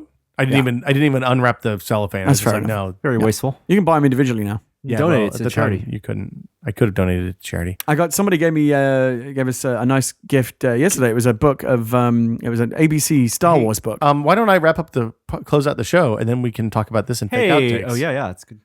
So anything to plug? Episode 2 comes out this week. Episode 2 of The Walking Dead is out now on Xbox Live Arcade, and it will be out tomorrow, Friday, for PlayStation Network and PC on Steam. Awesome. So it's been getting great reviews. I played it last night, thoroughly enjoyed it. It's shaping up to be a really good series. I'm excited. You're building to the climax in episode 4, right? That's the climax is episode 5. I'm writing episode 4, but there Okay. are 5 episodes. okay. And I get a lot of people are tweeting me saying, "Oh, great writing," because they know I'm working on the game. I take very, very little credit at all, if any, for the first 2 episodes that people have played so far, because I came in kind of midway through the story process, and so my fingerprints are kind of a little bit more on episodes 3, 4, and 5, and particularly 4, which is the one that I wrote. So Cool. hopefully people enjoy it. Norm, anything to plug from you? Nope. Oh, if you want to follow me on Twitter at Gary Witter, tomorrow I have a bunch of codes for Xbox codes, right? Xbox and PlayStation and Steam full season pass. I've got 10 that Wow. I'm going to give away. Oh, cool. Tomorrow. So So at Gary Witta on the Twitter. internets. Yeah. Great. We'll be back. If you have a podcast question, the email address is podcast@tested.com. We love to get questions from people. And we'll be back next Thursday with another episode of This Is Only a Test. And on Tuesday with the as yet untitled Adam Savage project. That's becoming quite a regular thing, isn't it? Well, but the nice thing about those is they're a little shorter. It's kind of a bite-sized podcast. It's Yeah. like 20 minutes. Yeah. And we usually just talk about like one thing. This last week we talked about girls. But it's nice to see that Adam and Jamie stuff. It's all kind of coalescing now. We're getting there. We're supposed to do our first shoot with Jamie next week. He had to cancel, unfortunately, last week because of Mythbusters related stuff. Fair enough. This week's outro is brought to you by KJN. We'll see you guys later, and stay tuned for fake outtakes. Hi there, I didn't see you. Tested.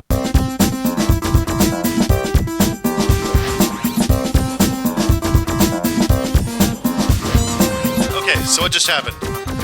That was more radioactive than I thought it would be. Tested. Who was that? That was Erin, I think, from, I don't remember her name, from Reed College.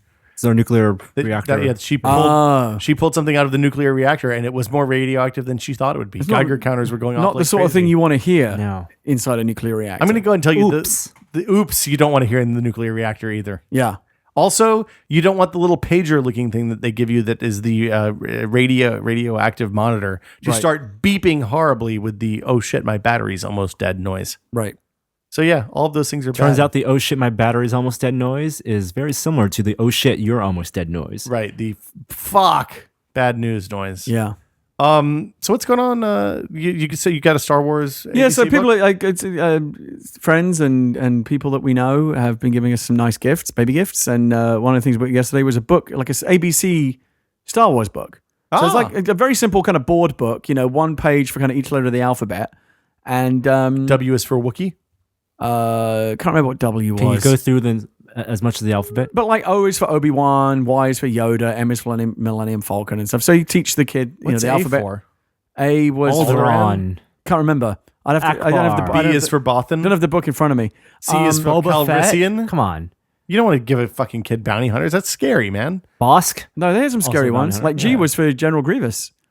Well, Well, so this is the problem. As you know, as much as I love Star Wars, I hate all the prequel movies and all the tear Clone out the Wars stuff. pages. Just hate it. I barely acknowledge their existence. So I was joking yesterday that if I'm going to use this book, which is great, it's a great way to teach a kid, the alphabet and Star Wars, two critical things they're going to need in life. Unfortunately, my kid is going to grow up only knowing certain letters of the alphabet because there is anyone that is like prequel related. I'm just not going to use. Well, you could just paste over that with your own. Yeah. Like I G might could have be to. for Greedo. I might have to. H could be for Han shoots first. Well, and then like some of them are weird. Like so, it was like O for Obi-Wan, but it was Ewan McGregor. It wasn't Alec Guinness. Is it Fuck a photo? that. Yeah, Just Photoshop that. I don't agree with it. Yeah, I'm definitely going to do some You need to Photoshop. cut out some I'm gonna go George Lucas on it and make some Yeah. changes, some edits. make that the way it should be, not the Yeah. way it is. Yeah. So that was it was kind of a bummer, but still nice to have. That's good. Yeah. That's good. I was in Virginia. I learned how to make pulled pork. I've never done that before. How How do do you you make do pulled that? pork? You just cook it for a really fucking long time. Fuck! I instantly now want that. I know. want like barbecue pulled I know pork. exactly. Sounds Well, so you could good. taste it. I instantly had like a taste bud Yeah. I know. reaction. I'll do a cookout at some point in the not too make distant some. future. We'll cook some pulled pork. Yeah. Let's see what else. Do you want me to tell you about my dream? Yes, I want to hear about I had this a dream. fascinating dream. Are you last saying night. you had a dream? I had a dream. What was in the dream? Well, it was really, but it's weird. Dreams are inherently kind of random. Yeah. But this one, I've got no fucking idea where it came from. It's so odd. Okay. So I had a dream that I was at Intel. This was just last night. Intel in Santa Clara. I don't know where they are, wherever Intel's office is. All right. What did Intel's office Paint a word look like picture. in your Well, dream? there wasn't much. It was weird. It wasn't. None of it made any sense. Chorus of people. Someone else there was with me, and I think it might have been Norm, but it was kind of that person was fuzzy and indistinct. Do you dream in big detail, or are you like a just This was very high detail, but in a very narrow area. It's like anything anything beyond like 20 feet away would just like disappear. Fuzzy faces. like fog, like video game fog. Yeah, I couldn't figure it out. But anyway, so here's the thing. So you know how like Andy Grove, who used to be the CEO of Intel, Yeah. one of the stories about him, which I believe was true, was that he didn't have a flashy office. He worked out of a regular cubicle like everyone else. Two offices. They had a fake office for when people came in from the Far East, Right. and needed like an impressive office for Right. cultural reasons, Right. And then he just worked in a cube the rest of the Right, time. so I always That's liked the story. That story always stuck with me. I always thought that was a very kind of nice, kind of egalitarian thing that Andy Grove I think we did. talked about that on the podcast before, didn't we? I think maybe we did. It's a well-known story. And so this is kind of a weird extension of that. I was in a part of Intel where like they fabricated the silicon chips. So in China. But again, in my dream, it all happened at Intel. Oh, okay. Maybe it was the rabbit room in a Okay, fair enough. clean room where It's where the ads are filmed. And it was basically conveyor belts. Okay. It was a very primitive. conveyor belts. Like Laverne and Shirley. Well, it was were there kind. It any was chips with you know how gloves like on when them? Mr. Rogers would show you how they made graham crackers, and you'd love see them go those. by on the anytime everything's going by on conveyor. Well, now you know belts. where it came from. You probably saw conveyor belts on Okay, Mr. let him Rogers. tell the fucking story, Norm. So Oh, then, really, Will? Really? Stop interrupting, Chan. Really? You're ruining this podcast. so they had these conveyor belts. Okay. And in my very basic understanding or dreamlike imagination of what happens at these companies, these chips would go by on these conveyor belts as they're being manufactured, whatever, fabricated, tested, and it was kind of like that quality. I think it was like, I imagine like these old ladies in hairnets, like you see at biscuit factories, were like, It was like Laverne and Shirley. yeah, at the Shops basically, Brewery. but with silicon chips, they go, this quad core chip doesn't look quite right. That one's going in the reject pile. That's then how they get overwhelmed. and that was how they checked them. Lucy. I love So, but anyway, Lucy. so Andy Grove, so I'm standing there with, I think Norm, but just a NPC in my dream. a forgettable person like Norm. Said to me, that's Andy Grove. I'm like, no, it can't be. It's someone who's working on the conveyor belt.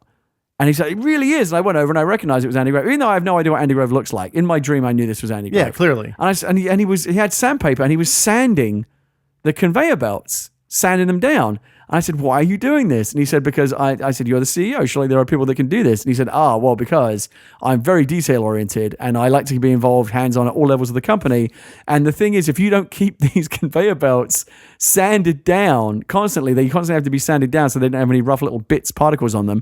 The chips that travel along them can be damaged. So this is what I do. I have to sand these conveyor belts all the time to protect the integrity of the chips that we make. And I'm like, that's fascinating. And then I woke up. That was the dream. Yeah. I have no idea where the fuck that came from. Wow. Kind of underwhelming. Yeah. You know what they say? There's nothing less interesting than listening to someone else tell you about their dream. Yeah, I yawned twice during that. Yeah. dream. It wasn't really that good, was it? Seemed like it was going someplace weird, and then just Andy Grove sanding. The chasm, the differential between how interesting a dream is to the person that had it and to everyone else in the world is massive. Yeah, It is quite literally a yawning chasm. yeah. Norm took a picture of the dog during that dream conversation. Yeah, that's how bored Norm was. And That Norm was was in it. the dream. That He was was in the it. dream and he wasn't interested. Oh, Nah. wow. Maybe I should have spiced it up. I should have Yeah, added you some. should have been like there was the Eyes Wide Shut room. Is in it the more? back Would it of, be more interesting in the future if you could actually turn dreams into like recordings? and- holodeck?